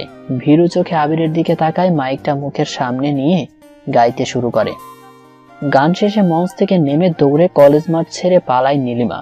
কলেজ লাইব্রেরিটাই খোলা ছিল। সেখানে গিয়ে হু হু করে কেঁদে ওঠেন নীলিমা। তুমি আমাকে এভাবে অপমান করলে? আমি তো শুধু একটু গানই গাইতে চেয়েছিলাম। অনুষ্ঠান শেষে বাসায় ফিরছিল আবির। প্রতিমধ্যে পথ আঁকলে দাঁড়ায় নীলিমা। গাড়ি থামিয়ে জানালার গ্লাসটা নামিয়ে রাগান্বিত দৃষ্টিতে নীলিমার দিকে তাকায় আবির। প্রশ্ন করে, দুনিয়াতে এত গাড়ি থাকতে আমার গাড়ির সামনে এসে মরতে হলো? দৌড়ে গাড়ির জানালার পাশে যায় নীলিমা। করুণ গলায় বলে, প্লিজ আপনি আমার কথাটা শুনুন। দেখুন মিস নীলিমা, এটা কলেজ নয়, পাবলিক প্লেস। তাই প্লিজ অযথা বাড়াবাড়ি করবেন না এখানে। আমার তারা আছে, রাস্তা ছাড়ুন। প্লিজ আপনি আমার কথাটা তো শুনুন, তারপর না হয় চলে যাব। ওকে বলুন, কি বলতে চান আপনি? কথাগুলো একান্তই ব্যক্তিগত, এখানে বলা ঠিক হবে না। আমি কি আপনার সাথে আপনার বাসায় গিয়ে ধীরে সুস্থে কথাগুলো বলতে পারি? আবির নীলিমার দিকে একবার ফিরে তাকায়, তারপর গাড়ির দরজাটা খুলে সামনের দিকে তাকিয়ে বলে, ওকে ফাইন, চলুন। নীলিমা তাড়াতাড়ি গাড়িতে উঠে বসে। গেটের ভেতরে গাড়িটা ঢুকতে ঢুকতে নীলিমা উপরে নিজের রুমে চলে যাচ্ছিল। পেছন থেকে ডাক দেয় আবির। নীলিমা পেছনে ফিরে তাকালে আবির জানায়, রুম চেঞ্জ করে ফেলেছি, এখানে আমার এক কাজিন থাকে, উপরে আমার রুম, চলুন। নীলিমা আবিরের পিছু পিছু ওর রুমের দিকে পা বাড়ায়। দরজার লক খুলে ভেতরে ঢুকে আবির, তার পিছু পিছু নীলিমা। অনেক সুন্দর গোছানো দুটো রুম, একটা আবিরের বেডরুম আর একটা স্টাডি রুম।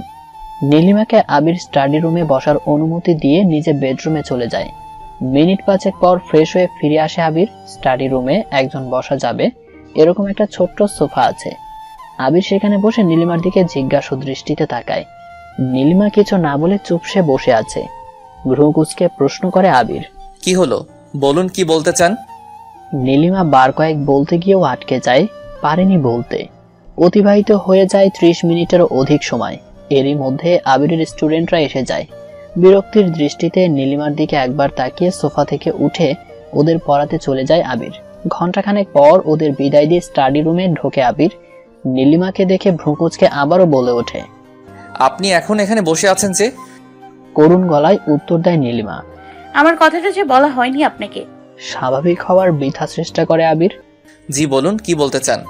জবাব আসে, একটা বাসা ভাড়া দেবেন? বিরক্তির চরম সীমায় পৌঁছে গেছে আবির। কোনো রকম রাগকে কন্ট্রোল করে বলে, এই কথাটা আপনি রাস্তায় বললেই পারতেন। যাই হোক, আমার এখানে কোনো বাসা খালি নেই।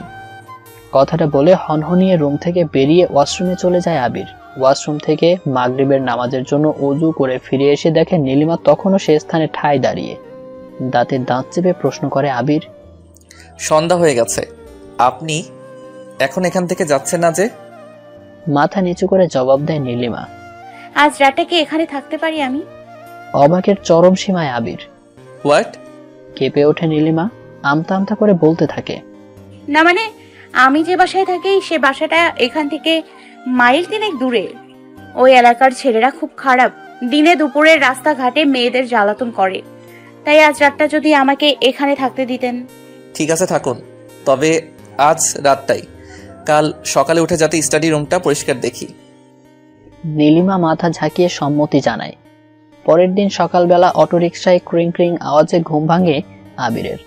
জানালা মেলে নিচে তাকায় আবির, কিছুটা ঘুম গলায় প্রশ্ন করে, ও ভাই, সকাল সকাল কি শুরু করেছেন এসব? অটো চালক আবিরকে দেখে জোরে হাঁকিয়ে বলে, ভাই ডাক্তার আপা আছে এখানে? আবির ভ্রু কুঁচকে প্রশ্ন করে, কোন আপা? অটো চালক চিল্লানোর স্বরে জবাব দেয়, ডাক্তার নীলিমা আপা, ওনাকে একটু ডেকে দিন। আবির ওর স্টাডি রুমের দরজায় গিয়ে নক করে। মিস নীলিমা, আপনাকে নেয়ার জন্য অটো এসেছে, নিচে দাঁড়িয়ে আছে। ধর্মরিয়ে বিছানা থেকে উঠে দৌড়ে নিচে নামে নীলিমা। আবির ওয়াশরুমে চলে যায়। ততক্ষণে নীলিমা অটো থেকে ওর প্রয়োজনীয় জিনিসপত্র নামিয়ে অটোওয়ালাকে দিয়ে ব্যাগপত্র উপরে তোলে। সবশেষে অটোওয়ালাকে বিদায় দিয়ে কাপড়ের ব্যাগটা নিয়ে উপরে ওঠে নীলিমা। ওয়াশরুম থেকে কেবল বেরিয়েছিল আবির, নীলিমার জিনিসপত্র দেখে তো থ হয়ে যায়। নীলিমা আপন মনে আলমারির লক খুলে কাপড়গুলো আলমারিতে রাখতে ব্যস্ত হয়ে পড়ে। চোখ কপালে উঠে যায় আবিরের। পেছন থেকে বলে ওঠে আবির, বসতে বলেছিলাম, এখন তো দেখি শুয়ে পড়ার ব্যবস্থা করেছেন আপনি। নীলিমা আবিরের কথায় কান না দিয়ে আপন মনে ওর জিনিসপত্র গোছাতে ব্যস্ত হয়ে পড়ে। আবির আবারও বলে, ও হ্যালো, শুনতে পাচ্ছেন?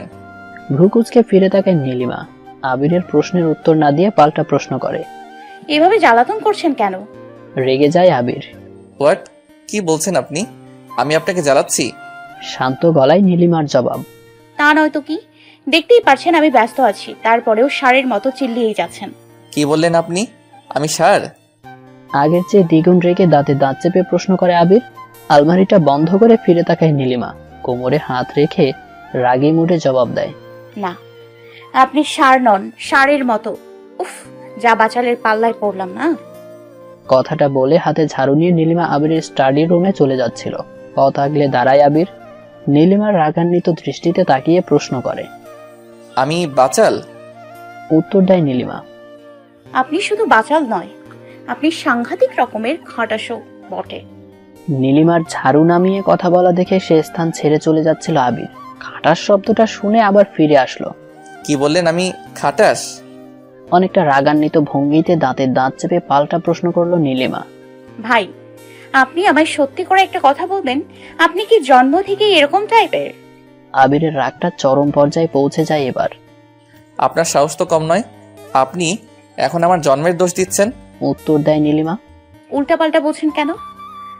আমি আপনার জন্মের আমি জানতে চাচ্ছি, আপনি কি জন্মগতভাবে এই স্বভাবের অধিকারী নাকি? মানে এই যে মানুষের পায়ে পা দিয়ে ঝগড়া করেন, সেটা আপনার কোন সময়কার অভ্যাস? শৈশবকাল, বাল্যকাল, যৌবনকাল, নাকি এই বয়সের মানে বৃদ্ধকালের? আমি বৃদ্ধ? হ্যাঁ, আপনি বৃদ্ধ। প্রমাণ? 2 বছর আগে দেখেছিলাম চুল পেকে গেছে, আজ দেখলাম বকবক না করলে ভালোই লাগে না আপনার। হোয়াট? এত ইংলিশ বলবেন না, কথায় কথায় ইংলিশ বলা মানুষ নীলি পছন্দ করে না। যাই হোক, বৃদ্ধ মানুষ যখন বুঝিয়ে দেয়াটা নীলির কর্তব্য। নীলি শুনেছে বুড়ো হলে মানুষের চুল পেকে যায় এবং সারাদিন শুধু আজারা বকবক করে, ঠিক যেমনটা এখন আপনার মধ্যে দেখা যাচ্ছে। সেই হিসেবে আপনার এখন বৃদ্ধকাল। নীলি আশা করছে ও আপনাকে বোঝাতে পেরেছে। নীলি চায় ওর কথাগুলো ভুল প্রমাণিত হলেও কোনো কথা বলবেন না আপনি। আর যদি বলেই ফেলেন তাহলে মনে করবেন আপনি সত্যি সত্যি বৃদ্ধকালে আছেন। হে আল্লাহ, আমায় বইসহ উপরে উঠিয়ে নাও। স্টপ। কানে হাত দিয়ে জোরে চেঁচিয়ে ওঠে আবির। কেঁপে ওঠে নীলিমা। হাসি বন্ধ হয়ে যায়। নীলিমার বাঁ হাতটা মুঠোয় বন্ধি করে ফেলে আবির। তারপর চোখে চোখ রেখে প্রশ্ন করে, নীলি এত কিছু জানে তো এটা জানে না কারো বাসায় অনুমতি ব্যতি রেখে প্রবেশ করা, এভাবে চিল্লিয়ে ভ্রু নাচিয়ে দাঁতে দাঁত চেপে কথা বলা এক ধরনের অভদ্রতা? আমার প্রশ্ন এখানেই, আত্মসম্মান বলতে যে একটা জিনিস আছে, সেটা কি আদৌ নীলির আছে? আমার তো মনে হয় নাই। থাকলে ভদ্রলোকের বাড়িতে এভাবে অভদ্রের মতো আচরণ করতো না, ভদ্র মানুষের মতোই সকালে ঘুম থেকে উঠে চলে যেত। কিন্তু নীলি তা না করে রাতের ভিতর বাসায় খবর দিয়ে জিনিসপত্র নিয়ে আসছে। ওকে দেখে তো আমার ব্যাকরণের একটা প্রবাদ মনে পড়ে গেছে, বসতে দিলেই শুইতে চাই। আসলেই বাঙালির স্বভাবই এরকম, ঠিক যেমনটা এখন নীলি অর্থাৎ আপনার মধ্যে দেখছি। কথাগুলো এক নিঃশ্বাসে বলে আবির থামে। প্রতি উত্তরে কিছুই বলেনি নীলিমা, শুধু আবিরের মুখের দিকে তাকিয়ে ঝাড়ু নিয়ে স্টাডি রুমে চলে গেল। আবির গোসল করে কলেজে যাওয়ার জন্য রেডি হচ্ছিল। প্লেটে করে কয়টা পরোটা আর একটু ডাল নিয়ে রুমে প্রবেশ করে নীলিমা। এক রাশ বিরক্তির দৃষ্টিতে আবির নীলিমার মুখের দিকে তাকায়। স্বাভাবিক কণ্ঠে বলে ওঠে নীলিমা, ব্রেকফাস্টটা করে যান, খাবারের সাথে রাগ করতে নেই। না খেয়ে চুপচাপ চলে যায় আবির। যাওয়ার আগে শুধু এটুকু বলে যায়, বেহায়া মানুষ কোনো কালেই আবিরের পছন্দ ছিল না। আবির কলেজে চলে যাওয়ার একটু পর নীলিমাও হসপিটালে চলে যায়। যাওয়ার আগে রুমে তালা লাগিয়ে যায়। দিনটি ছিল বুধবার, কলেজের হাফ ডে। বুধবার দিন কলেজ দুপুর 1:20 ছুটি হয়ে যায়। অন্যদিন ছুটির পর স্টাফ রুমে বসে আড্ডা দিলেও সেদিন কেন জানি আবিরের আড্ডায় মন বসছিল না। হালকা টিফিন করে সবার থেকে বিদায় নেয় আবির। গেট খুলে রুমের সামনে এসে থেমে যায়। দরজায় ইয়া বড় তালা ঝুলানো। রাগে দুঃখে আবির ওর হাতটা দেয়ালে ছুঁড়ে মারে। অতঃপর ছাদে চলে যায়। ছাদ থেকে দেখা যাচ্ছে গেটের সামনে রিক্সা থেকে কেউ একজন নামছে। এ নীলিমা নয় তো? দৌড়ে নামে আবির ছাদ থেকে। হ্যাঁ, নীলিমাই ছিল। এরই মাঝে নীলিমাও সিঁড়ি বেয়ে উপরে ওঠে। সিঁড়ির পাশেই ময়লা ফেলার ঝুড়ির সাথে পুরনো জুতো রাখার বাক্স রাখা, তারই এক পাশে পলিথিনে মোড়ে চাবি রাখা। চাবি হাতে নিয়ে মিটমিটি হেসে দরজা খোলে নীলিমা। আঁচলে চাবি বাঁধতে বাঁধতে বলে, সংসার চালাতে বুদ্ধি লাগে। সাথে সাথে আবির আঁচল থেকে চাবিটা খুলে নিয়ে আলমারির উপর ছুঁড়ে মারে। জবাবে কিছু একটা বলতে গিয়েও থেমে যায় নীলিমা। লাঞ্চের জন্য দুপুরের তাড়াহুড়ো করে ভাত তরকারি রান্না করে আনে নীলিমা। টেবিলে খাবার পরিবেশন করে আবিরকে ডাক দেয়, শুনছেন, খাবার রেডি। কপালে হাত দিয়ে চোখ বুজে চিন্তার জগতে ডুবে গিয়েছিল আবির। ঘোর কাটে নীলিমার ডাকে। শোয়া থেকে উঠে বসে, ভ্রু কুঁচকে বলে ওঠে আবির, বেহায়া দেখেছি, তবে আপনার মতো বেহায়া দেখিনি। কষ্ট পায় নীলিমা, কিন্তু মুখে প্রকাশ করেনি। আবার আবিরকেও বিরক্ত করতে চায়নি, তাই তো চুপচাপ আবিরের কক্ষ ছেড়ে বের হয়ে যায়। কিছু না মুখে দিয়েই খাবারগুলো ঢেকে রেখে দেয়। সন্ধ্যার পর পড়ার জন্য স্টাডি রুম থেকে বই নিতে আসছিল আবির। তখনই নীলিমাকে বিছানায় গড়িয়ে কান্না করতে দেখে। পেটে হাত রেখে ও মাগো ও আল্লাগো বিছানার এপাশ ওপাশ করছে নীলিমা। আবিরের ভেতরটা কেন জানি মোচড় দিয়ে ওঠে। বই রেখে ধীর পায়ে আবির নীলিমার পাশে গিয়ে বসে। নরম স্বরে প্রশ্ন করে, কি হয়েছে নীলিমা? অস্ফুট স্বরে জবাব দেয় নীলিমা, গ্যাস্ট্রিকের ট্যাবলেট আর একটু পানি প্লিজ। আবির